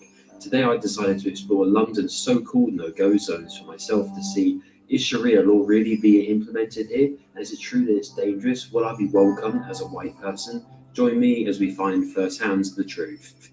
Good morning, everyone, from London. Today we're in Leighton, and something caught my eye here. Allegedly, in London, there's over 85 Sharia law councils in the entire city, and it's growing day by day, or that's what the media likes to say at least. Today we're going to find out if that's actually true. It's kind of mad when you see the headlines, right? Like Sharia law in the UK, that sounds like a right-wing tabloid thing. Surely that can't be true. And the answer is yes and no. It kind of is true, but it's not what you think. So this is what the research has done, which I'll tell you about while we're walking there. So it's not legally binding. You can't just enforce Sharia law. Like the UK law still is on top. However, in practice, maybe it's slightly different. It's what I mean by that. In Islamic culture, if you want to get a divorce, this is the number one reason why women use these Sharia law councils more than men, is to get divorced from their husband, right? But in order to do that, you have to go through not only civil law, but you have to go through a religious court as well. And that's the primary reason of these Sharia laws courts in the UK. There's a few other bits and bobs that it does do as well. And whether the conspiracies are true, whether they're enforcing is I don't get it. Why couldn't you get divorce, through the UK law? That sounds weird to me. law or not, I don't know. But at least if you're a Muslim and you're going there, this is what you do. This is what you do. It's totally voluntary. They're not necessarily forcing it. I was reading some of the reviews of this place as well, and it's absolutely, well, I wouldn't even say if it's hilarious or depressing or what. But It's my thing is like I don't mind communities, helping out each other, whatever. It's just that it's like sometimes I find like just like I said about the divorce thing. It's just weird that you would go through your, But I guess they don't. I guess when it comes to Muslim marriages, I guess they don't have legal papers, maybe. So it's not an actual certified marriage. So maybe that's why they go through Sharia court. I'm guessing. I'm assuming. So Why do we have the courts here? That's why I don't understand why we had the courts here. If them people want Sharia court systems, they have that over there. They go home and do that. That's exactly. That's my thing where, these aren't people that, were born in America or born in the UK or whatever, and then, just have a community. No, these people they have a country that have Sharia law, that has all this already, but they chose to not stay in these countries, right? They chose to not stay in these nation to go into other countries and then push their ideologies in that country. I'm just like, you could stay in your original country and still have all the things you're having, right? The Sharia law stuff. So I don't know. I just find it weird. This is why I say it's because they destroyed their own country with their being. That's what we need to understand. They destroyed the country. They destroyed it. I don't know if you remember 15 years ago, Mecca and all these other countries were better off than they are now. But they destroyed their way of being, their Sharia laws, their way of being destroyed the way they treat their women. All this stuff destroyed their company. It destroyed their own country. Now they're gonna come over here and try to destroy ours. I agree. I definitely agree that they didn't improve their country. They didn't make their countries better. So why would all your beliefs, your culture, your religion, which didn't improve your countries that you come from, and then bring it over to other countries and thinking that it's helping us? No, it's not. It's actually making it worse. It is. It's making it way worse. And that's the thing. And I don't think you want these people to get any more power. Yeah, I wouldn't think so. Yeah, I agree. Because I don't know. It's going to get real. I think we're at the beginning of the end. Sadly, of our way of being, a way of thinking. Because this Sharia law stuff is crazy. And if anybody takes 5 minutes to look into that. There ain't nothing nice about Islam, actually. Modern day, ain't nothing nice about it. Ain't nothing nice about it. It's not like, see, I think people think that it's like Christianity, and it's not. You know what I'm saying? It's not. Christianity is a puppy dog compared to the Rockwaller. I agree with that. It's basically, do not waste your money and your time there, and go through a big old paragraph. I'll put it on the screen for you guys just so you can see it. And the guys replied, and maybe not in the most professional way. He said, Samuel, you were the only volunteer who was incapable of turning on a computer. And then basically went to insult her for ages. Like, what the hell? Is this official? Is this not official? I have no idea. But clearly, it's down this road. It's got to be. I looked at it, some guy's house. But which house is it? I mean, it doesn't exactly stick out. This is really beautiful as well. You've got a lovely Gurdwara for the Sikh people here. You've got the Sikh symbol up there. But across the road, this is what catches your eye. Or should I say, it doesn't catch your eyes. Islamic Sharia Council of London, and it's not the only one. Apparently, there's 85 of them. But yeah, there you can see it in the flesh. It is pretty much just some guy's house. But it is just weird to see the rumours and that it is actually a true thing. For better or worse, you tell me. I would have absolutely loved to go in there and just see what it's like, what the ins and outs are, because I'm pretty naive. Like, I don't really know too much about it, right? There's rumours and then there's the truth, and somewhere in between is the real truth, right? I asked him, I did email, I've asked for a statement, he hasn't gotten back to me first. I said, can I have a statement about what's going on, what the ins and outs are, and could I possibly go in and have a little look? I haven't had a single reply, so if there is a statement, I'll put it up now. If there isn't a statement, I just got aired, basically, then you'll see nothing, and we'll move on to Brick Lane. In that case, we'll go to Bangla Road now, as they call it, or Brick Lane. It's the largest Bangladeshi population in the entirety of the UK. The main language there is Bengali, not English. It'll be very interesting to see what life is like there, as well as London's biggest mosque and a few other bits and bobs I can't wait to show you. Let's go to that area and let's check it out. How bad can it be, as they say? Well, you know you're in a safe area when your taxi station has 2 layers of protection. You've got the outer walls and then the inner walls with the metal there and everything. I'm sure it's very safe, very low crime. Train stations for this in the UK. God damn. Absolutely. Bloody minging. I don't even know how to use it. Well, behind me, it seems like to be a police incident. I can't see any police officers or anybody, but there's something going on down there. We're in Whitechapel. We're going to check it out, see what there is there. Super busy here. Look at this. So many people. All sorts going on here. There's a shop, a market, a little bit of everything. Let's go and check it out. It does remind me of the Ezra Road Market. Semi gives me PTSD. But yeah, you can buy pretty much everything there. It's the same story in like so many different markets. Local clothing, all of that good stuff as well. And occasionally you will find actual good food stands, which will do like the most insane food you've ever had, right? Look at these. You've got like falafel stands, gyros wraps, a bit of everything, falafels. Yeah, so much high energy here. I like it. There's even a shawarma. Syrian shawarma as well. Now, if you know anything about food, you know Middle Eastern food is basically the best food on the planet. That's the one good thing about London is there's so many different food here. You can try pretty much any country's food on the planet Earth, which is pretty cool. Check it out over here. You've got sweets as well. There's all sorts like samosas, Punjabi samosas by the look of it. All sorts of sweets. Hello, mate. You alright? Yeah, not too bad, mate. Not too bad. All sorts. I think there's more. I think this entire row of shops actually is sort of like Bangladeshi sweet shops. Now, I think I've had them once before when we were in the Punjab area, although it would differentiate a little bit because obviously, well, Sikh versus Muslim, and maybe the ingredients are slightly different, but it's very interesting. You've got sort of Bengali, I believe they speak. I'm not entirely sure. Let's check it out. I do stick out a little bit here. Stevenson, what is up? What is up? I don't know. People are staring at me wondering why is a random like Aryan dude walking around with a camera? But it's for good reason. Because to be honest, I'm probably going to get a falafel for lunch because I just found a monster on the train over here, and monsters just, I don't know if this happens to you guys, but like coffee and cheese, stuff like that. So yeah, I can understand why it's kind of busy here, but this is like crowded compared to Leighton. I know Leighton's quite out of it, but here, very busy. Look at that, it's like keeps going forever. This is even like bracelets and stuff. I don't know anything about any of this, but it does look very beautiful, isn't it? Here, the meat's there, it's just sort of all jumbled up in one place. There's all sorts, yeah.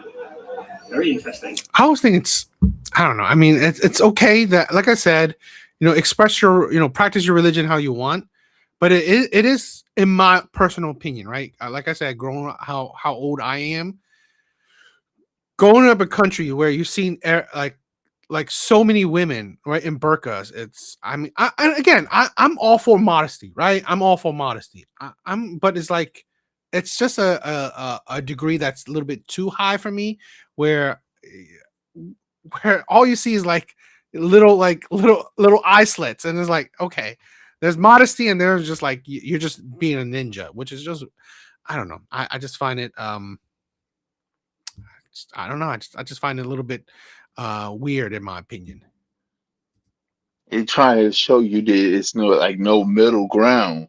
It's either you gotta be walking down the street with your cheeks out, or you gotta have eyes that's only your eyes are showing. They're not showing the regular, the old school teacher outfit, the look. You know what I'm saying? Yeah. The longer skirt. I mean, not even that. Just like in the 70s, in the 60s, in the Uh-huh. 70s, Mm-hmm. professional looking. They looked attractive, but they were Yeah. professional looking. Nowadays, you got these girls walking down the street with their cheeks out. Craziness, man.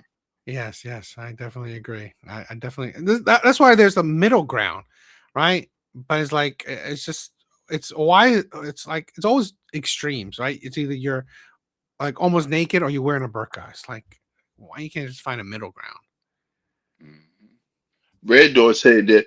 Word just said that it will not end until Islam is defeated intellectually, financially, and I agree. uh politically. Yeah. I agree with that statement. Intellectually is more is able to happen, but Yeah. financially and politically, it's going to be the problem. That's People need to stop it. People people want to hate on Trump, but at least he's American. yes, At 100%. least he's American. I will say that right now. People will give me crap for saying that, but I'll Mhm. say at least he's American. Agree. I agree. I agree. And this is the thing where it's like it's like the financial thing is like taxpayer money. It's not like just secretly going to his pockets, which I believe, with Islamic, like Somalis thing. I think taxpayer money is secretly going into their pockets. Hmm. So Yeah. I'm actually shocked at how far this place goes. I don't know how many people there are. There's so many people. This is really cool. You can literally order chop potty. I just want to go to Bangladesh and try all the food for myself. I don't know. These are sort of first gen people, which is crazy.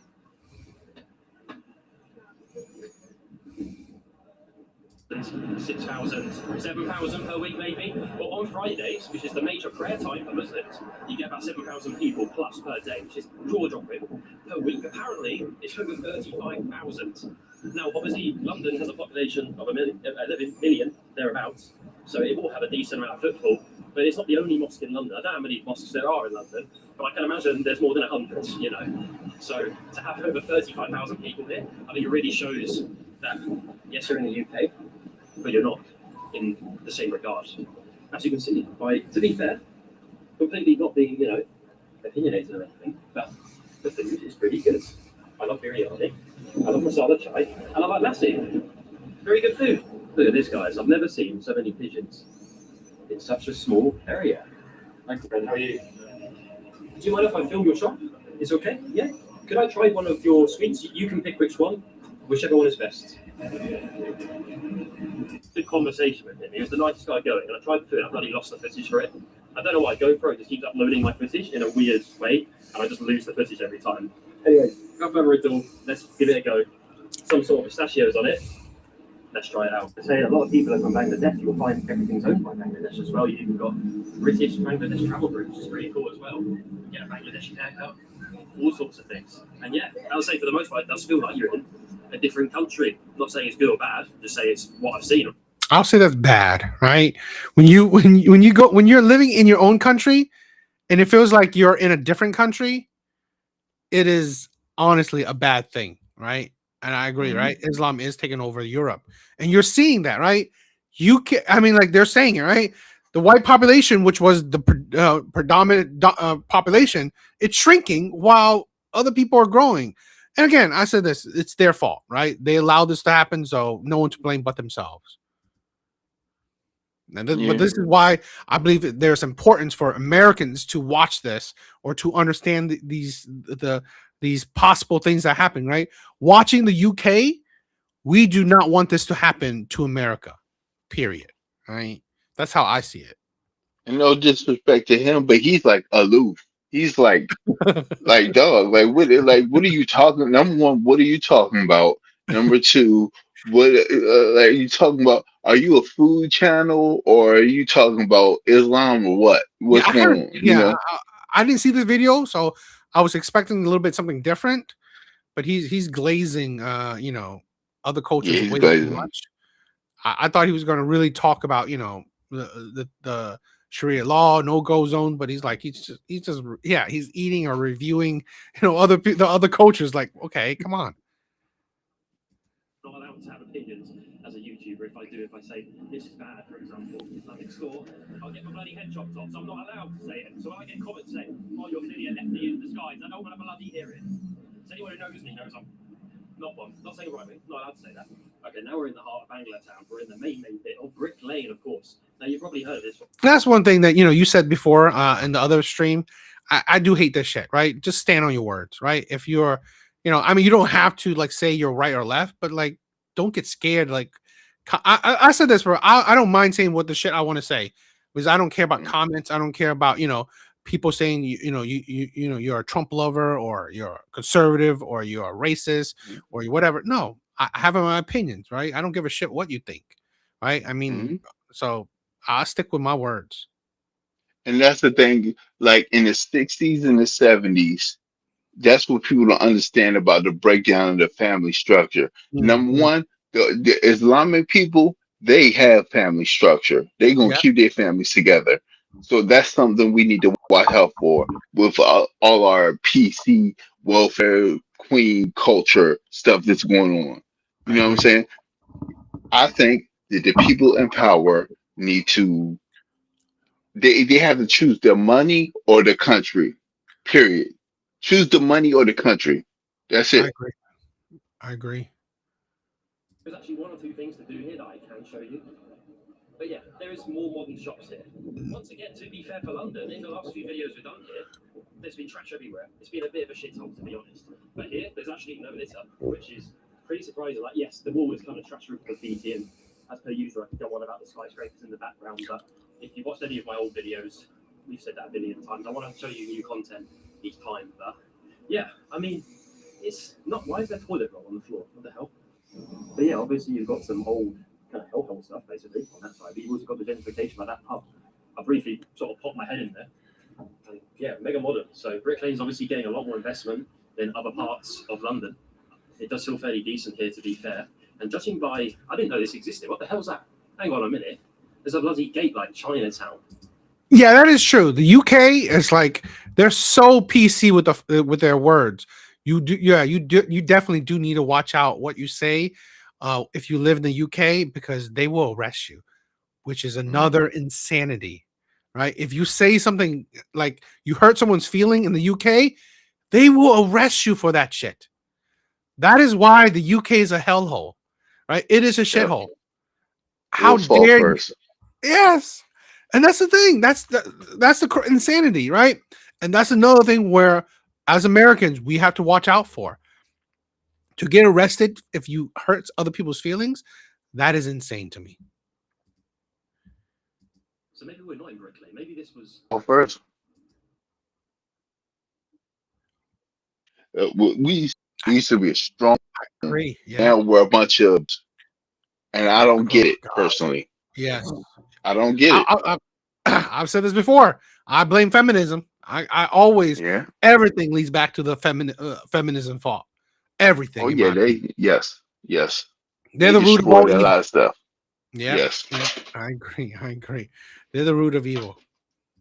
No, we must be Brick Lane. That's his Brick Lane. As you can see, I don't know what I'm doing. But the signs. Let me show you this actually. This is pretty cool.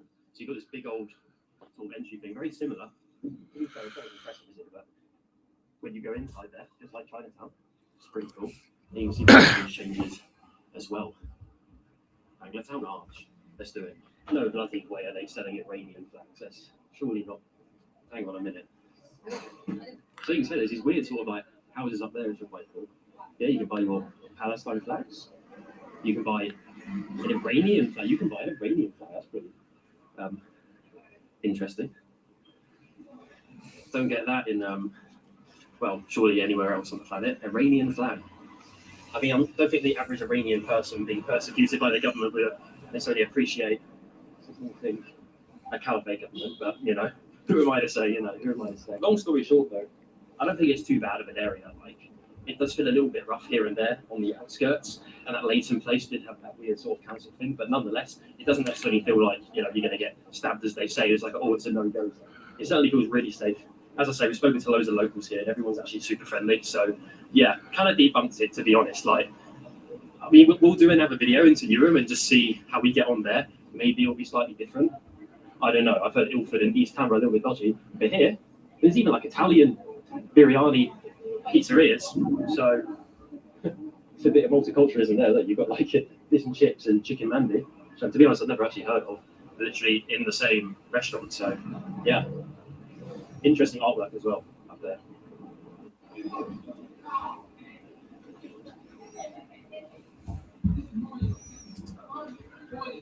Here we have the Mosque of Brick Lane. Now, obviously, well, maybe not obviously, because some people don't know there are separate women's entrances to the men's. But women, we go through here. The men go around the other side, and they come in through that way. So, yeah, interesting to see the different sort of laws depending on what part of the city you're in.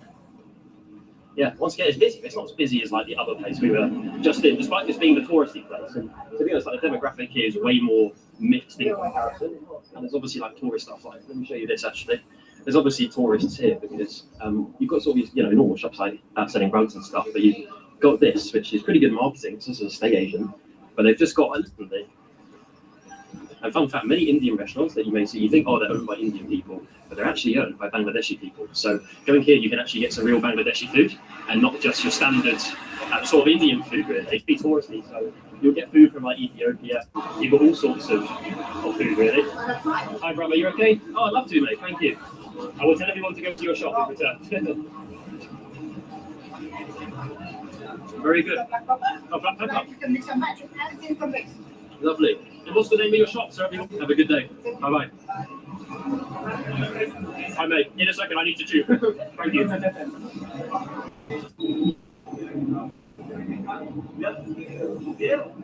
Yeah, there's a lot. Oh, there's even mango sticky rice. Oh, my God.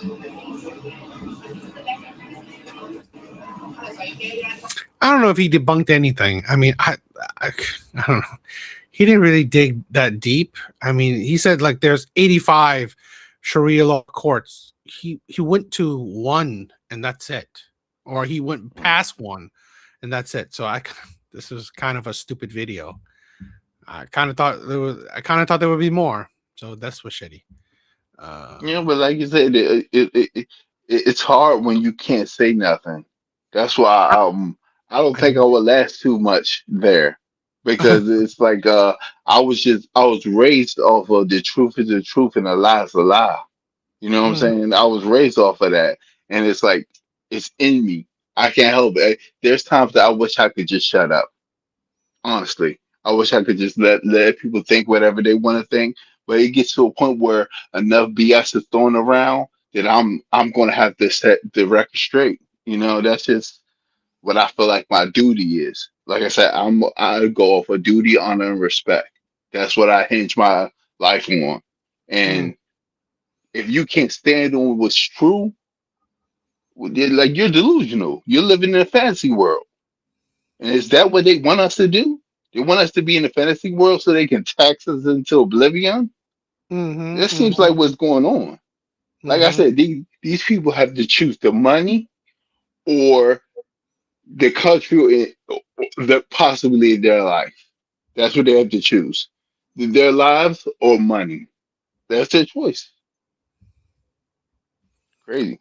I agree. Here, let's check out this other video I have. Let's check this out.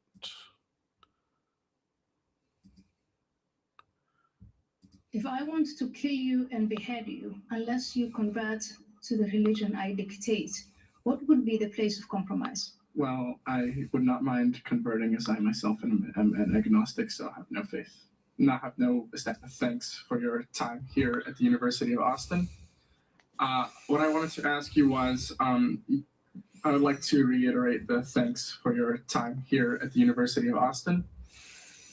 What I wanted to ask you was, you speak of Islamophobia and classes like Black Studies as phony ideological things, but I was curious as to what makes them different. What makes white supremacy different, or like Islamophobia so different from anti-Semitism, as there, we did import many African slaves that died in the millions, and so did South American countries even more so. We did force Native Americans on forced marches and genocide. There are Muslims being massacred in China today. So what makes anti-Semitism so different? Two things. One is we have reckoned in America and in Western European countries, we've had a great reckoning with our past. We've addressed the fact that we engaged in slavery, we fought a war, we ended it.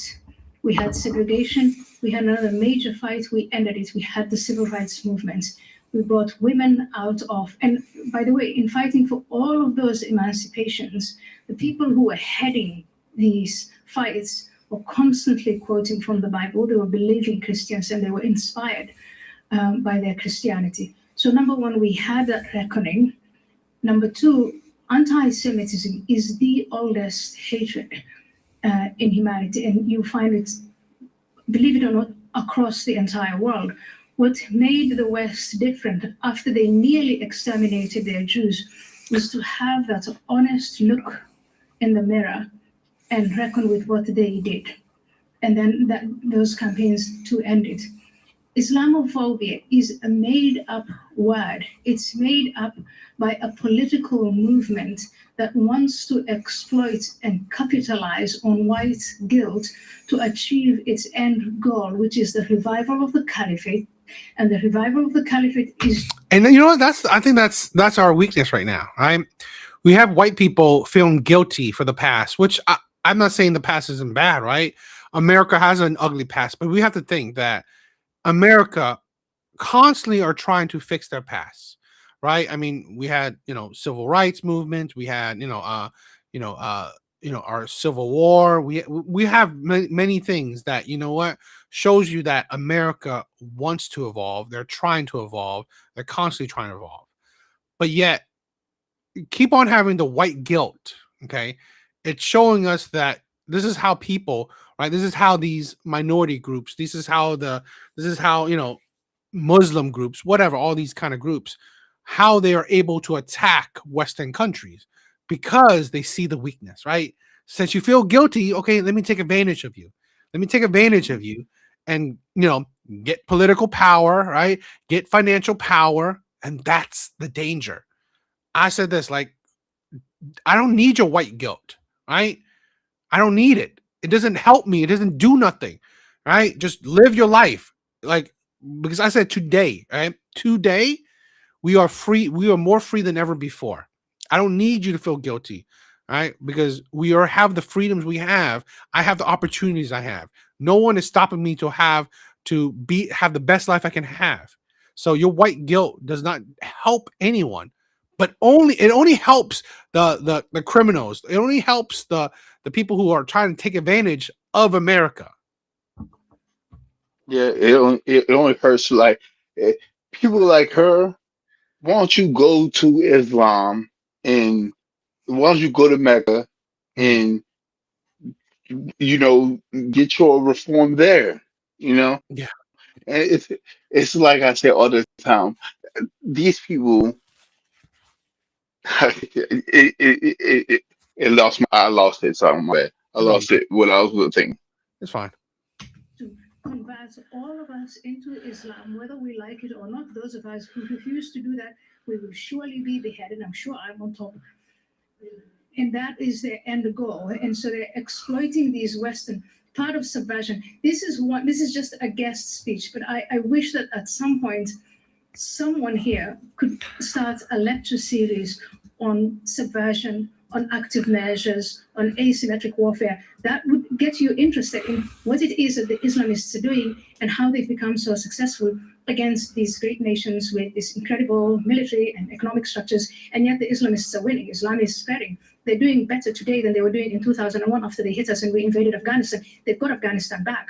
They have Iraq back. They have Syria. And these Muslim governments are they're shaking in their boots. They're worried about what could happen to them because of the Islamist movement. And that's why the Islamist movement came here. And they're exploiting principles like freedom of speech, freedom of religion, freedom of association, and so on. And of course, these progressive movements that we have here, we've got to understand that, and we've got to become really creative in finding a way of preserving our principles. I don't want to give up on the freedom of speech, but on the other hand, on beating the Islamists at their game. Is there room for compromise between principles? If I want to kill you and behead you, unless you convert to the religion I dictate, what would be the place of compromise? Well, I would not mind converting, as I myself am an agnostic, so I have no faith. Have no established faith. So your compromise is just listening to some other. That's not a compromise. You're just bending. I'm weak. I'm not willing to fight for nothing, and I'm just going to do what I got to do to live. Yes, yes, exactly. That must be the dumbest. Because I'm an agnostic, I would not mind converting. You know what it means? You know what it entails? I don't think a person like you, young kid from us, thought for a while. People would not share that vision. So let's play with this thought for a while. There's a time and a place for everything. And for some of the people, say in places like Africa, we don't talk about this, but Islamists are active in Africa and violently so. If you're a Christian in Egypt, or a Hindu in parts of Pakistan, and you have someone looking at you and saying, you'll either lose your head or you convert to Islam, it makes sense to consider converting to Islam. But here today, for us to have the attitude of, well, we'll see what happens, and if we get to that point, I'll just convert, I will say, are you sure? Maybe you want to get educated on what would happen once you convert. What would your life be like, and the life of your sisters? And women, what would they do to the Jews? He has said, this man, I repeat it, he said they're bacteria and they're microbes. And in the video that I showed you, they made it very clear it has nothing to do with Palestine. It has everything to do with them being Jewish. So they are going to annihilate the Jews. Will you stand by and watch that? Maybe I should give Introduction to Islam and Islamism as a lecture series. And once you understand what it's all about, you might develop a backbone. And that's the problem with modern day Americans, right? You've been saying it too. This is the problem with modern day Americans, modern day people in the West, in the UK, in Canada, whatever. They have no backbone. I'm sorry. At least Trump is showing that we should have a backbone, right? At least. And I at the very least, like I said, I don't agree with Trump's foreign plans, right? Because I believe that we should care about America first, but at least he's showing that America should and has a backbone. We have this young ass kid, literally is a pussy, right? Yes. It's like no backbone at all. It's like, okay, I'm gonna convert. Are you kidding me? This is why he needs to be drafted. He needs to be drafted. Yes. He needs to be going to the army. Because seriously, what a weak ass man. This is the future of our generation, right? This is the future of our country. These kids that we see like in these pro-Palestine protesters, all these the leftists. You see the leftist kids, they are so freaking weak. They have no backbone. They would not survive. Like, send them to the military. I'm all for the draft now, right? Draft these kids because these kids are weak as shit. And she posed a question very good, I think. Yeah. She's like, what if I'm like convert or die, or you know what I'm saying? What if I'm going to behead you? And his answer was like, no backbone. If she would ask me that question, I would be like, okay, well, it's I got 5 guys around me that ain't gonna let me get decapitated. So what we gonna do now? And I'm still a whatever. I'm still a Christian. And Yeah, people need to look into Grenada, how they told them it was like in reverse. The Christians were telling the Islamic people that either you convert or you get exiled or you perish. Mm-hmm. You know what I'm saying? That's what they was told. That's how, in a way, like you said, it's like we have such a bad. That's why I was taught you don't do bad. That's why I was taught you do good, because you do dirt, you get dirt. You do dirt, you get dirt. I look forward to that greatly. Thank you very much. Thank you. Okay, Theo already started my question. Hold on just 1 second. This kid needs to understand something. If you decide to convert to Islam under Sharia law, and then you decide to leave Islam, even if you were drunk, is it because you did capital punishment? By what Jesus says in the Sermon on the Mount about blessed are the peacemakers. So we see in human nature a desire to scapegoat, right? And you're arguing that the Jews are being there's a movement, or there's something that is trying to present Jews as the scapegoat, right? And you talk about two important forces. Maybe the Islam nation state, which is like a political power, which is a threat, but then also this, like you talk about this network, like mosques all over the place, and these communities, and all it's infiltrating America and the West. So if we don't want to fall into our natural tendency to scapegoat and just become, instead of moving from anti-Semitism to anti-Islamicism, and our goal is to be peacemakers, then how do we do that? But at the end of your last question, you framed it as a violent struggle, right? If it's a violent struggle, then who is our enemies, and what do we do? Right after 9/11, you were probably not born. How old were you on 9/11? I was born in 2004. 2004. So yeah, so before you, right after 9/11, 2001, when we were having these discussions about how to treat this enemy that wasn't a state, but that was determined to destroy us. Some of the discussions were, we can't do this because of the Constitution. We can't do that because of the Constitution. We can't do this. And a very frustrated judge or Justice Posner said, the Constitution is not a suicide pact. So I don't think there's a lot of space between committing suicide and doing what the young man here said, is to let it just all happen. And I mean, when the time comes, I guess we will convert or we'll deal with it, whatever.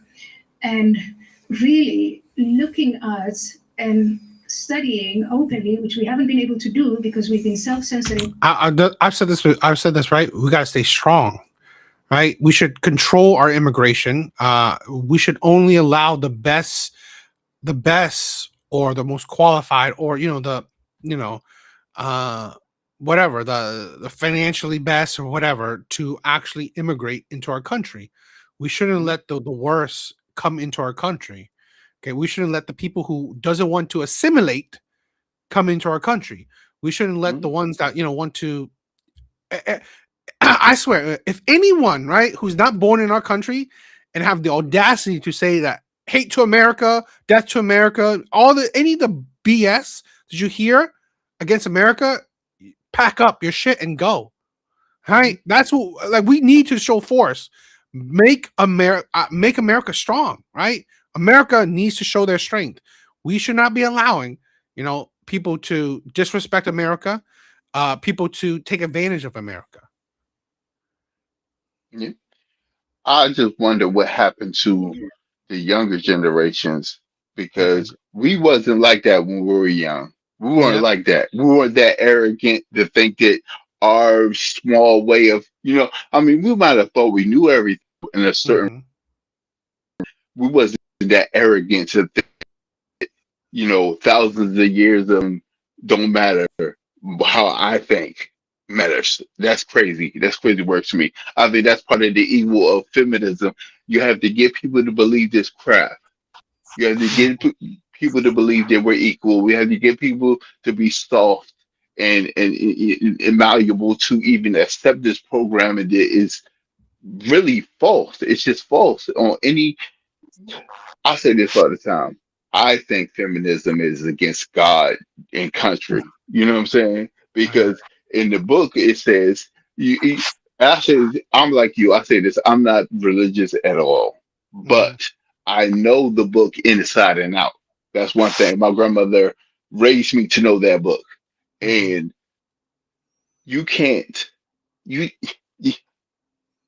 you can't be soft, That's what they say in the book. Spare the rod. They say don't spare the rod on a child. Basically, if you want a good child, don't spare the rod. You gotta discipline them. And sadly, we lost that. And it's too many young. I personally think that it's too many grandmothers that are 40, 50 years old There's too many mothers that are 15 years old now, and they don't know nothing. They know nothing. They have nothing to give their children, and that's the problem. These young people are punks just like their mothers were. Sorry. No, And they're weak. Cowboy, what is up? What is up? What's your thoughts? What's your thoughts, my brother? Oh, I'm sorry. Can you guys hear me? I could. Oh, okay. I wasn't sure if you guys could hear me. I was trying to speak a second ago. Okay. Well, okay. It sounds like you can hear me now. Yeah, this is a very fascinating topic. It's becoming more important with every passing year. I don't claim to know what the answer is, but I think, I'm sorry to say this, it probably will not be peaceful. And I don't want to say that. In fact, I want to say the opposite. It's just that if you look at history, and I think history can be a very good tool, it doesn't matter what direction.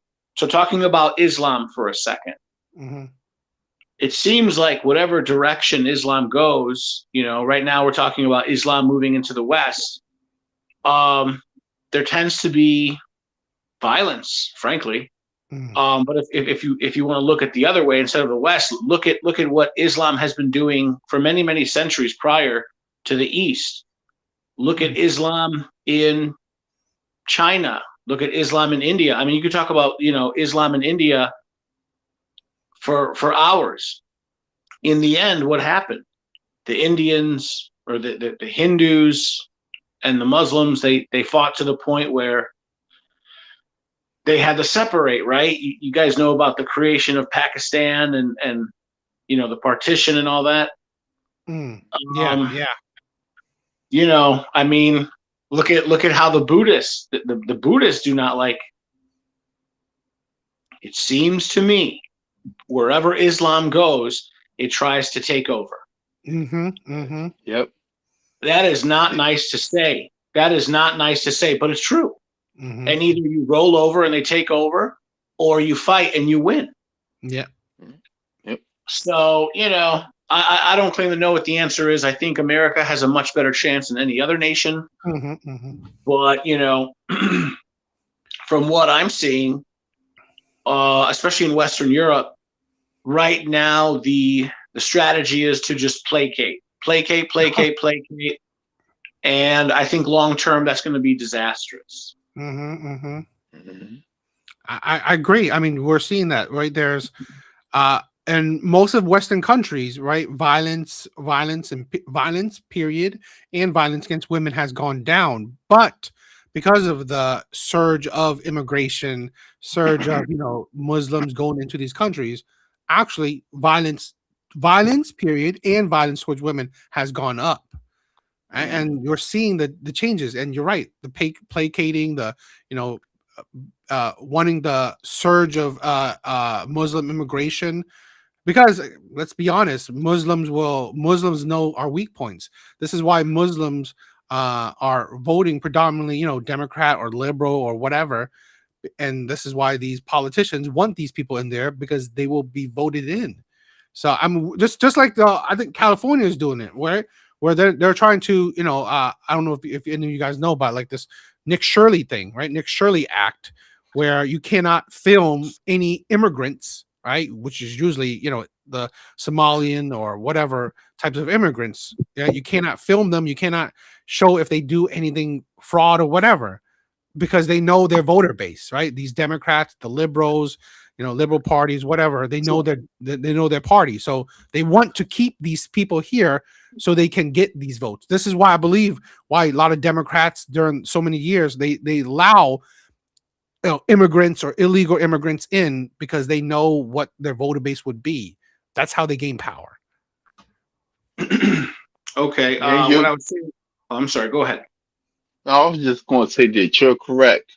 In modern times and in ancient times, everywhere Islam went, it was met with opposition.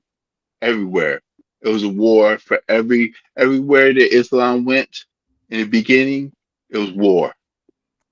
And that's what I think people need to see. People need to know the history. Because if you don't know your past, you don't know where you're going. Period. Go ahead, Cowboy.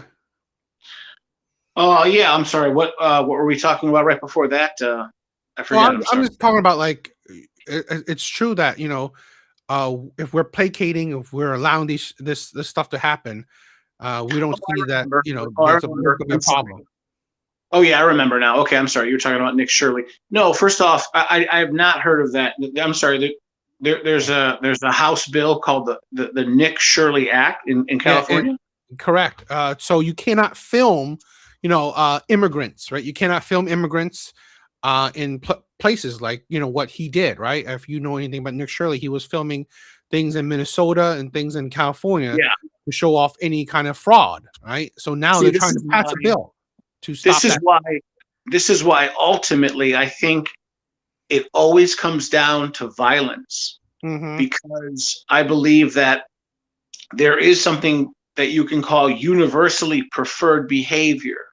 We would all prefer if people did not lie to us or cheat or steal or whatever, go all the way down the line, scheme, scam, plot, backstab, fraud.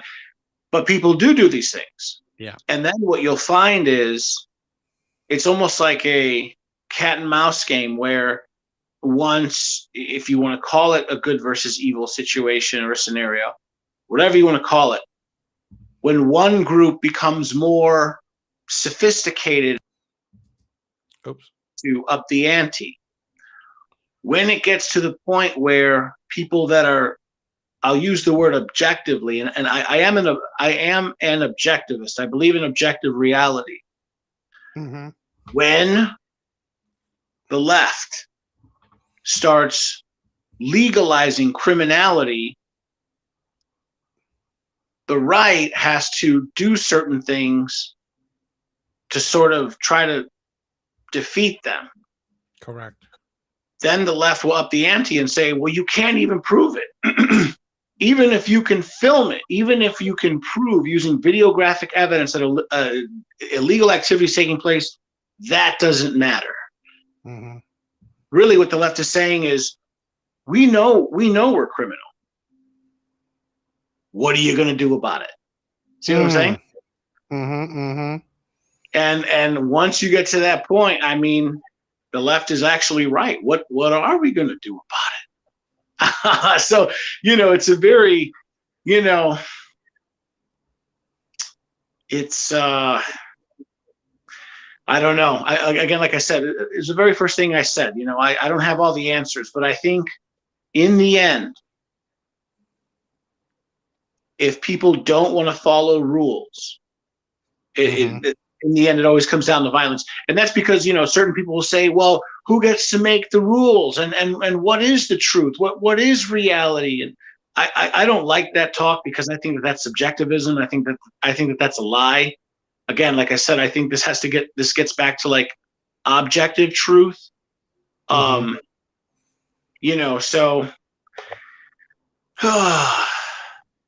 what I think will happen in the future is, I think there's going to be I think violence eventually will occur. And either A, there will be a civil war, or B, the government will try to prevent civil war, and they'll say, okay, there's too much corruption, and they'll institute reforms they'll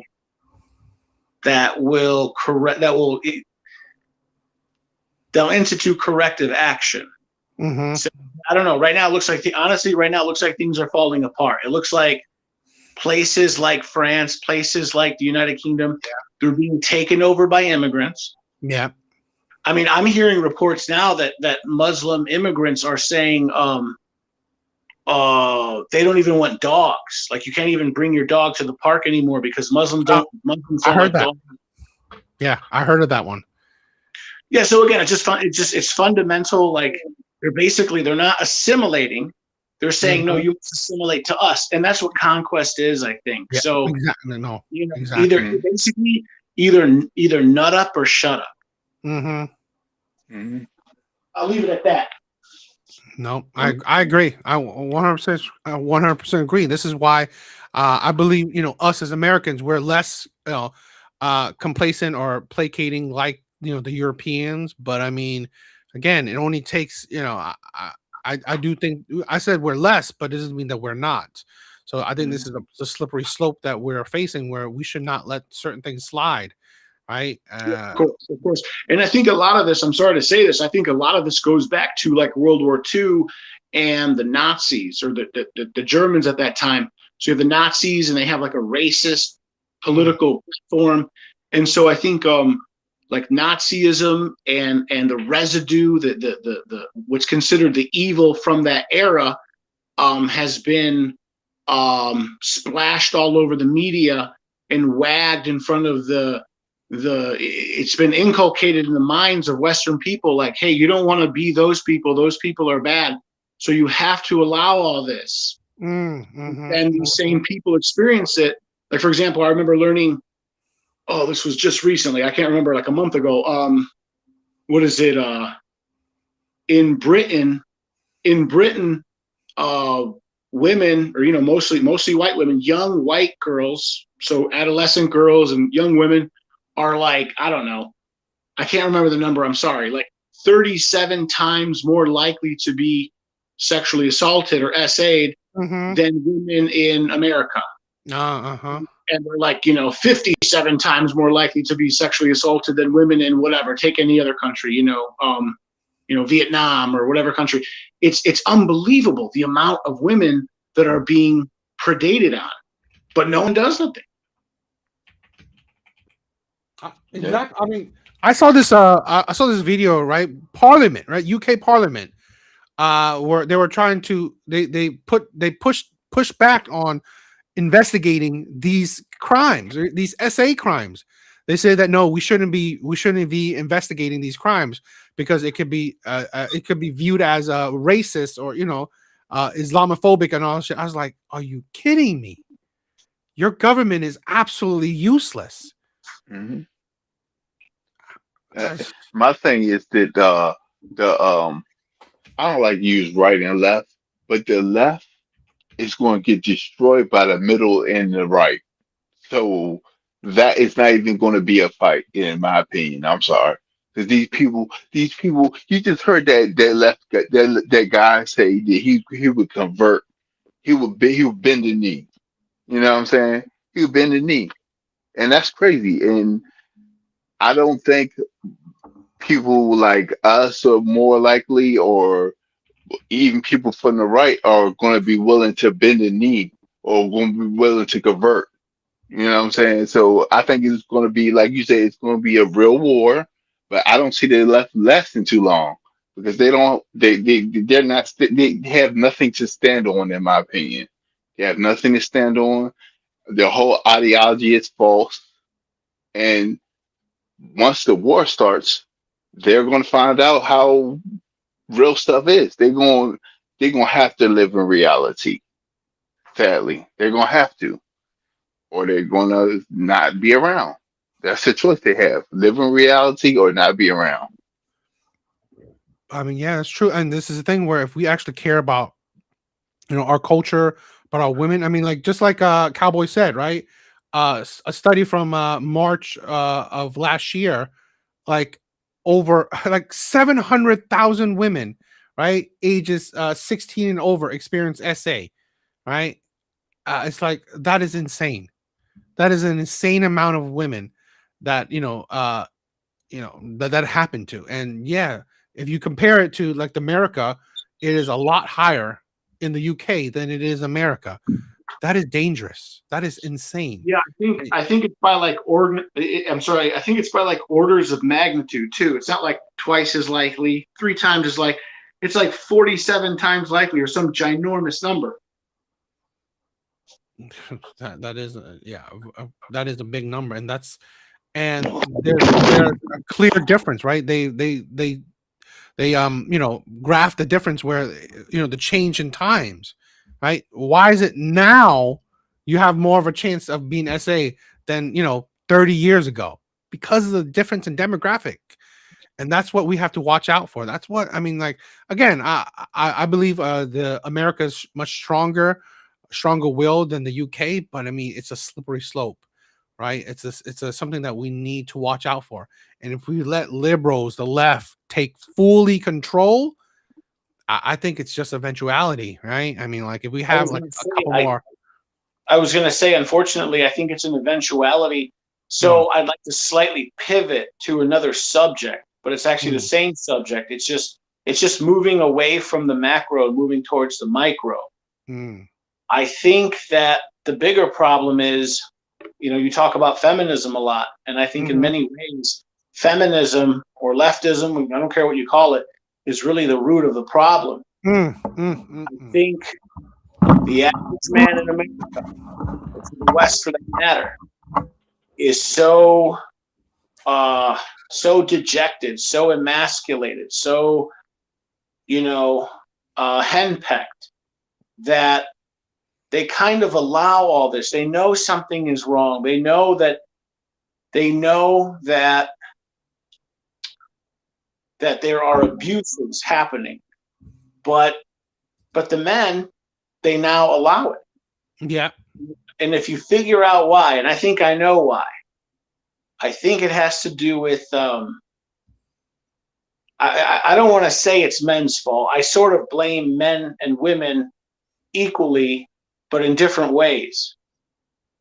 I think that men have lost their I think that men have been robbed of their dignity. And when you rob a man of his dignity, you can impose slavery on him.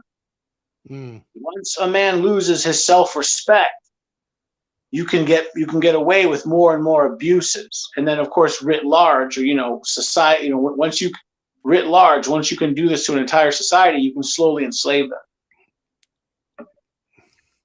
Totally agree. This is why I made the controversial opinion always that I believe feminism is the root of all evil, of all modern day problems, right? I believe feminism is the root of all modern day problems. You could lead pretty much any issue back to feminism. And this is why I agree that we need, I mean, yeah, it's a bit of men's fault because we allow it, right? We placate it. We allow things to happen. So definitely men have a big, fault in it. But I'm not saying you have to be a super soldier. I'm not saying you got to be Rambo, single-handedly, fighting, crusade. But if you as a person do not offer, if you don't offer up any resistance, if you don't put up any resistance at all to what's happening, and if enough men don't do this, then yes, of course, then over time it changes the culture. Next thing you know, or as they say, law is downstream from culture. Next thing you know, they're changing the laws. Now you have fewer rights. Now people can punk you. That's really what's going on. The West is being punked. That's what's going on. And if men even began to resist, there would be pushback. But right now, I don't see a lot of pushback. I agree. There's not enough. I'm glad for these spaces where more and more men are talking about it and more talking against it. So that's definitely that's why I love this space, and I promote more men to talk about it. And this is kind of why I wanted to, do more panel shows, because I want to give more men a voice, because we should be talking about it more and more. Yeah, if you don't mind, I think I've garnered a little bit of here and there, a little bit about your story. I thought I remember that you're a family man, or that you had a wife and a child, but I don't know the details. Did you suffer a deleterious divorce? Is that what happened to you? No, yeah. I mean, I did suffer more of a breakup, right? I mean, it wasn't. Would you mind telling your story? Did you have children too? Is that what happened? I did. Yes. Where again, we a lot of the story a lot of men face, right? Where just use it for the child, to get child support, to just not needing a man, not wanting to commit to the man anymore. That was my ex, where I thought we were going to be together forever, only to have kids, and then just left me because I wouldn't give more money to her, right? I didn't have enough money for her, and it's just and not allowing me to see my kids. It was you know, I said this story a few times where it broke me, right? I was on the verge of wanting to end things, right? It was a very hard time, you know, dealing with like not being able to see my kids and thinking that the women I supposedly love didn't really love me that much. You know, took the Did it kids ever away and just wanted the money. did it ever get to the point where she was taking you to court? She no, didn't get to the point where she was taking me to court. Um, it just gets to the point where she just didn't like, you know, threaten me with court, right? So, you know, and there are times where I was like completely broke, right? She, you know, I've said this where I got into debt, right, to help her out because she needed money. I got in heavy debt, so I definitely couldn't afford court at all. All right, so the threat with courts was a scary threat, right? So I was completely heavy in debt and like, you know, negative bank account, really like rock bottom. So it was hard. Okay. I want to share with you in a minute a personal anecdote, but give me a minute. Give me 2 minutes. I have to pour myself a drink. Yeah, it's fine. But you know, I just, you know, I want to wind down. You know, any thoughts and any, you know, last words and stuff like that. I would love to hear Cowboys anecdotes. Big Bars, anything you want to say?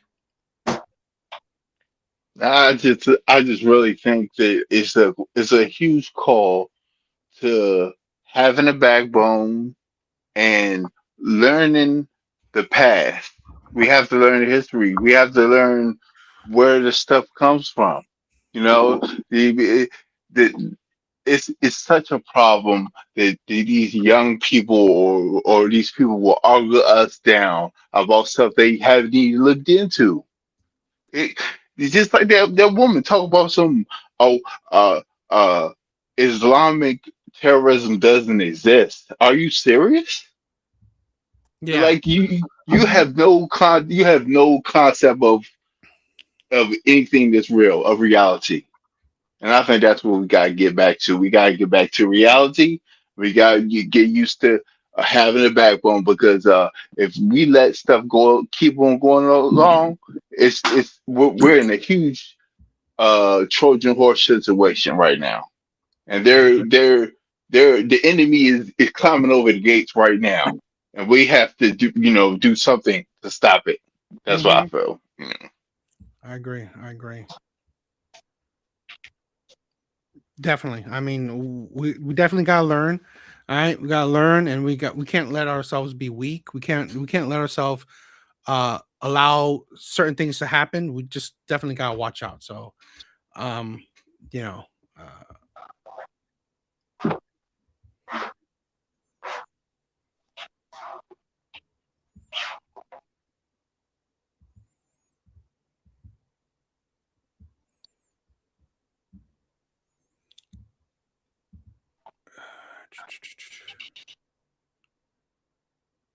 here, let's check this Shirley thing for a little bit. I wanted to check that out, show a little bit about it, what I talked about.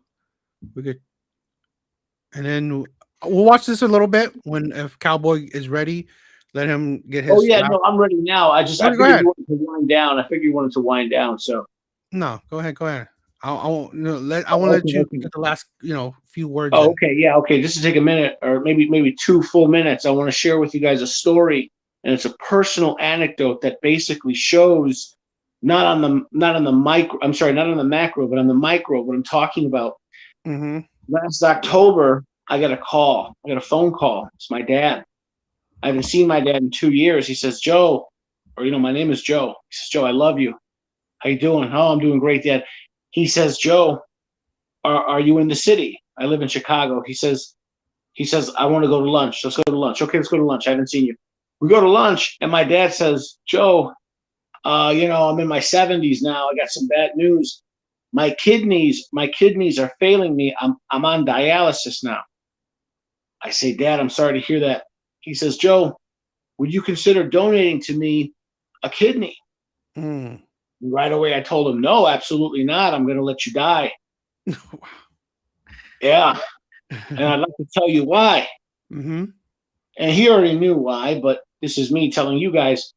I told my dad, or I tell you guys this, what I told my dad last October. I said to my dad, you went along with feminism. You married a hardcore, this woman was openly and publicly a feminist. She ended up cheating on my father multiple times with multiple different men. Once the extent of her infidelity came to light, I completely withdrew my support of their marriage. In fact, for years, I've been demanding justice from my father, which is basically me telling my dad, you have to get divorced. This is unacceptable. On top of that, there were, of course, other abuses. Believe it or not, a lot of, how can I put it? I'll call them negative personal attributes. A lot of negative characteristics tend to cluster. I'm sure you guys might understand. People who tend to steal also tend to lie. People who tend to lie and steal also tend to cheat and scheme and scam and play, everything I just said. Well, she was guilty of a number of abuses. I had been recording these abuses and disseminating this information to the family for years. Nobody cares. The women, I come from on one side is a big Mexican family. On the other side, it's like a white family. None of the women care. They're all in league. They don't care. So it got to the point where I told my dad, listen, I'm sorry, your wife is abusive. You stick with her. She was abusive to me and to my other family members. She was, of course, abusive to you. I can't stand this. And it ended up causing a schism between my father and I. And so you have to understand, yes, of course, you have these women running wild, but there's a lot of men who knowingly, they know the women they're out of pocket. Yeah. They're ratchet, they're lying, they're cheating, but the men go along. I'm not saying all men go along, but enough of them go along where it's become a structural problem within our society. How we fix this, I don't know. But that's just one example. That's what we're dealing with. There's a lot of men who know the women are out here, they're lying, they're cheating, they're pushing leftist ideology, they're aborting their own children. They invite all these immigrants in that end up turning around and victimizing their own children. The women don't get what I don't even claim to know what the answer is. I'll leave it at that. I will say this, right? For me, I agree.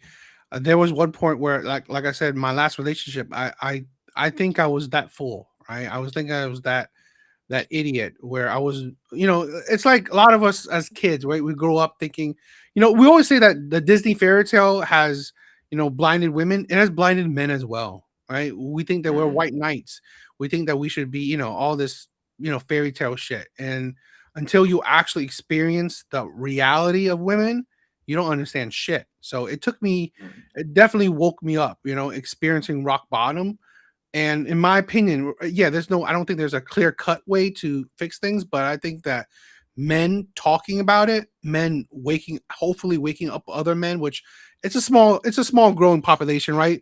The red pill, the manosphere, corner of the internet. It's a small population, but I mean, I think it's a slow growing one. And I think that's one of the best ways where it helps waking up men.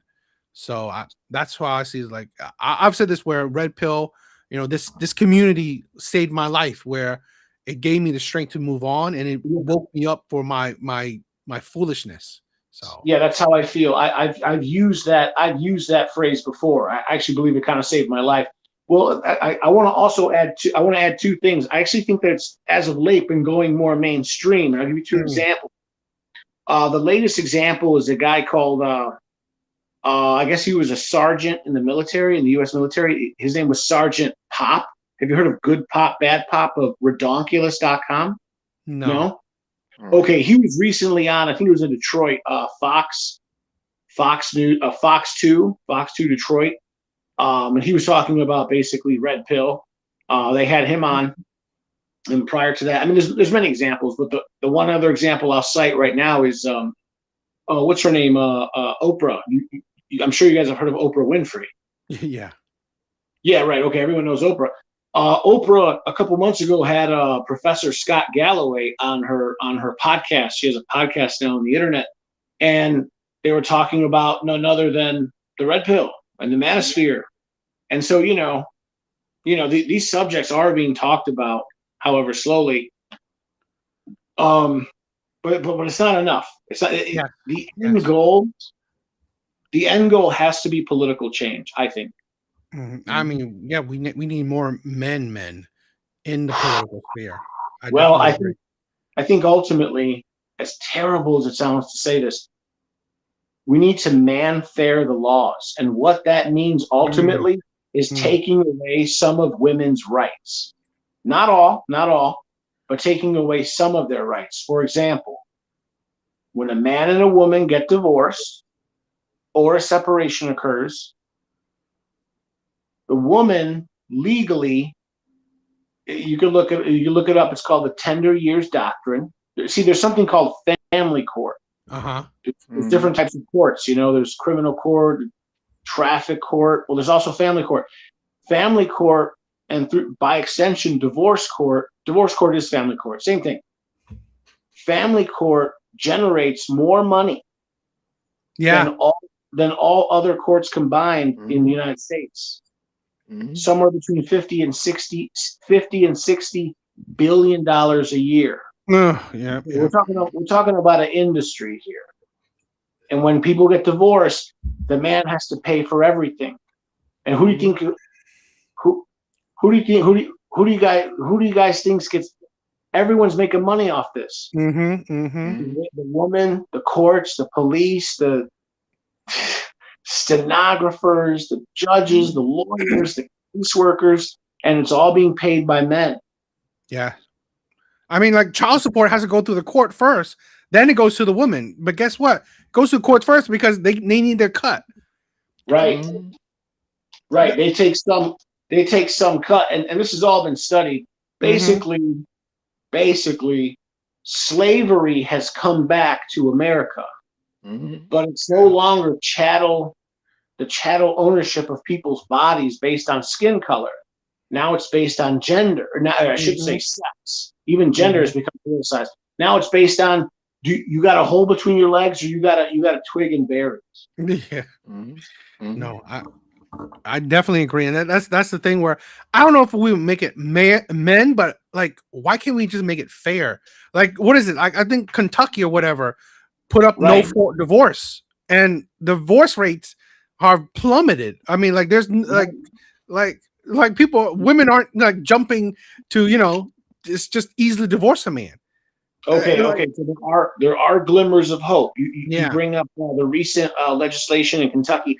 Kentucky, I think this was late last year. So August or September, maybe October of last year, 2025. We're in the first quarter of 2026, or I guess now just entering the second quarter. They just got rid of what is it called? They reinstituted 50-50 mandatory 50-50 custody. Yeah. So prior to this, the woman would get something called primary custody. And the man would have to fight for 50-50 custody. Now it's automatic in Kentucky. Basically, the legal standing of men has just climbed or gotten better in Kentucky. That's a small. That's better than nothing. That's better than nothing. But we need to see this happening all across the board. So, it should be nationwide. It should be nationwide. It should be nationwide, right? So what I think we need is we need to get men. What we need is men like you running your channel, spreading the word. Okay? Because over time that changes the culture. Once enough of the culture changes and becomes more popular, then the laws change. Exactly. See? That's what we need to do. We need to change the culture. We need to make it unpopular to say I'm a feminist. Exactly. 100.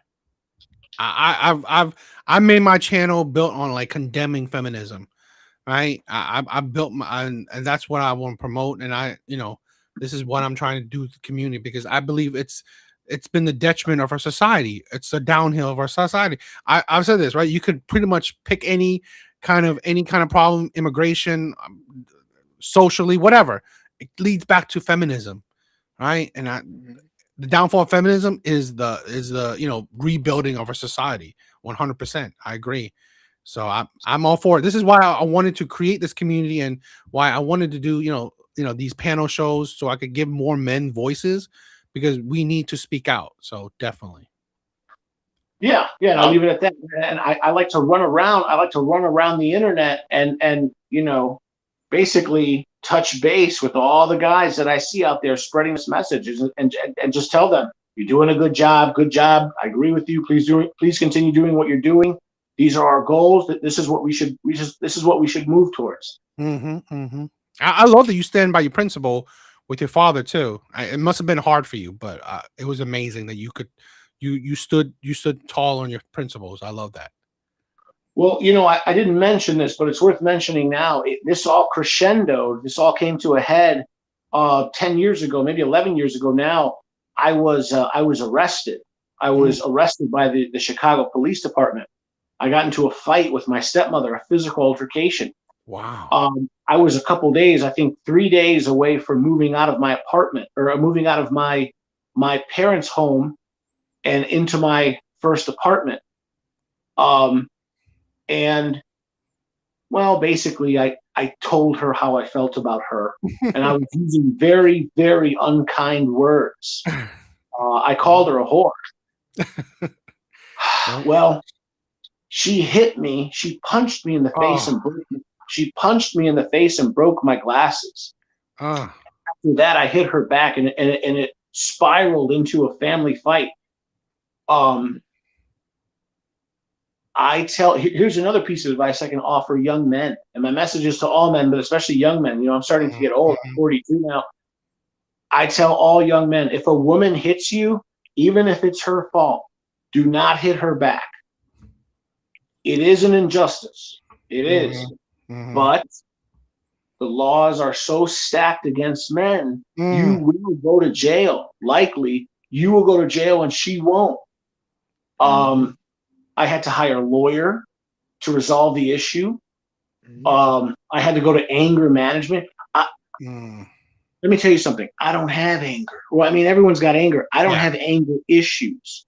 I can control my emotions.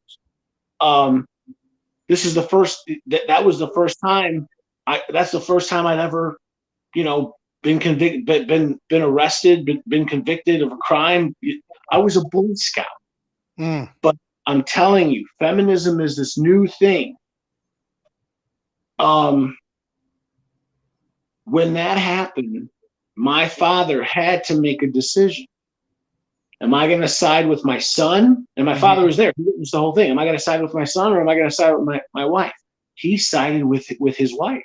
And I told my dad through back channels, Dad, she was caught cheating. Dad, you were there. You witnessed the whole thing. You saw her hit me first. How could you go along with this? What you also have to understand, though, is that my father, he was divorced before. He was married before to my bio mom, my biological mom. And he lost everything. He lost his house. He lost two multi-unit investment properties. He lost 3 properties, a house and 2 rentals. And so I think what happened was, when he got married again, I think he was very scared to the idea of standing up to his wife, because he knows what happens when you get divorced. The woman always wins. And so that's another problem, is like, because of the laws, men are scared to do the right thing. And so they will allow this corruption. They'll allow the gynocentric abuse of decent, good, honest, decent men. That's what happened to me. That's what happened to my father. And then when my father came and said, Joe, I need your help, of course, because I'm angry and resentful, and of course, because to this day he won't admit any wrongdoing, I said, no, I'm not going to reward your bad behavior. And so in the end, what does it do? It tears down the families. It creates it creates an atmosphere of dysfunction and mistrust. And that is feminism today. And you just made a amazing story. That's why I said, right? Desperate men make weak men. Right? I mean, he didn't learn from his mistake, which just made him continue to be weak. And weak men are just, not worth pandering to. So, but thank you for sharing your story, my brother. Yeah, and of course, part of the reason why I share that story, however painful, I sort of got off pretty easy. I mean, I was able to, of course, I hired a lawyer, hired a private lawyer, to get my case, what's it called, sealed and then expunged, and I've never lost any job prospects because of this. I never lost, I didn't have kids. I didn't lose a house. I got off relatively unscathed. I had to pay some lawyer's fees. What I'm telling you or your audience is that there are some men that have their entire lives disrupted. Really, there's some men that actually have their lives destroyed because of this. Exactly. I agree. Great story. Great man. Guys, awesome. Thank you for being here. Right? I love it. Right? Cowboy, thank you for being here, my brother. Right. Yeah, it was a pleasure. I've been watching you for many months now. Thank you, my brother. Thank you. All right, guys. Big Bars, thank you for being here too, guys. This is gonna be it, right? I love you. That's it for tonight. All right. Thank you for being here. Hope you guys would, come on more often, right? Like I said, I do these panel shows every Wednesday. So I would love to see you guys more often. I mean, Big Bars is here a lot. I mean, Cowboy, I hope I hear you more often too. Can you do me a favor? Can you plug your channel right now? Because I think I'm going to rip this from your channel and put this on my channel in the coming days. Awesome, perfect. That's perfectly fine. What's your channel? All right, Devil's Advocate, right? You can see the username right here. Devil's Advocate YT. Please check me out, right? And if anyone ever want to, right, just check out Cowboy, all right? The name of your channel is called Devil's Advocate. Yep, Devil's Advocate. Okay. Thank you. Yep, no problem, my brother. Thank you for being here. Yep. All right. Talk to you later. Bye now. Later, my brother. Later. Big Bars, any last words? I just wanted to say that I agree with everything y'all was just talking about. Hopefully, I tell people this all the time. I think we're at the beginning of the end. It's like we're at the beginning of it. So a lot of what he was talking about, we're getting there. How long it's going to take, who knows? But it's less people are having babies. That's less child support. Less people are getting married. There's less divorce money. Less people are even dealing with relationships. That's taking money out of these people's pockets, and that's how I think we're going to start to get laws changed, because these people lose enough money, they're going to switch it up. They're going to switch it up. They, in a lot of ways, I think the sad thing is that a lot of women don't understand. You have been used to destroy your legacy, and now we're done with you. Yeah, that's how they think. That's how these people think. Thank you for paying us all this money, and thank you for destroying your own families. But we're done with you now, and you see that with all the Section 8 being taken away, all the SNAP being taken away. They're done with them now. They have served their purpose. They have destroyed their legacies. They have destroyed their families. In the 20s, I say this all the time. In the 20s, especially Black families were on the rise. And how did when the 60s happens, and then all of a sudden we go in the toilet? That's something to be looked at, and I just can't get over the fact that these people have benefited from it, so they don't see nothing wrong with it. And that's what, like I said, right is right and wrong is wrong. You know, right is right and wrong is wrong. I don't care if I'm benefiting from something. If it's that wrong, I'm not going to be down with it. Mm. And I think until a lot of women start to really think that, well, women need to speak up against these man hating women. They need to speak up against these man hating women. They Definitely. do. They have to, because they're going to be left with these man hating women. They're going to be left alone. And the sad thing is that most women don't want to be left alone, but they're just going along with this man hating thing. I don't get it. It's the fake sisterhood, right? They think that it's trending and they think it's popular. You don't want to go against the sisterhood, but it's just, this is the thing where it's going to be their downfall, right? I'm seeing more and more women, crying about being lonely. Well, I'm sorry, it's your fault. It's your fault because you think you're siding with women and it's going to benefit you. It's not. Women. A lot of women are selfish and self-destructive. They don't realize that, they are destroying themselves. So no. I agree. Big Bars, thank you for being here. I love your support. I love you, man. Thank you for being here, my brother. Appreciate it. I love you too, man. All right. That's it for tonight, my brother. All right. That's it. Later, guys. Peace. Thank you guys for being here. All right. Thank you guys for the love. Thank you guys for the support. Please check out my other videos. Please comment, like. If you haven't subscribed, please subscribe. But yeah, you guys are amazing. Later.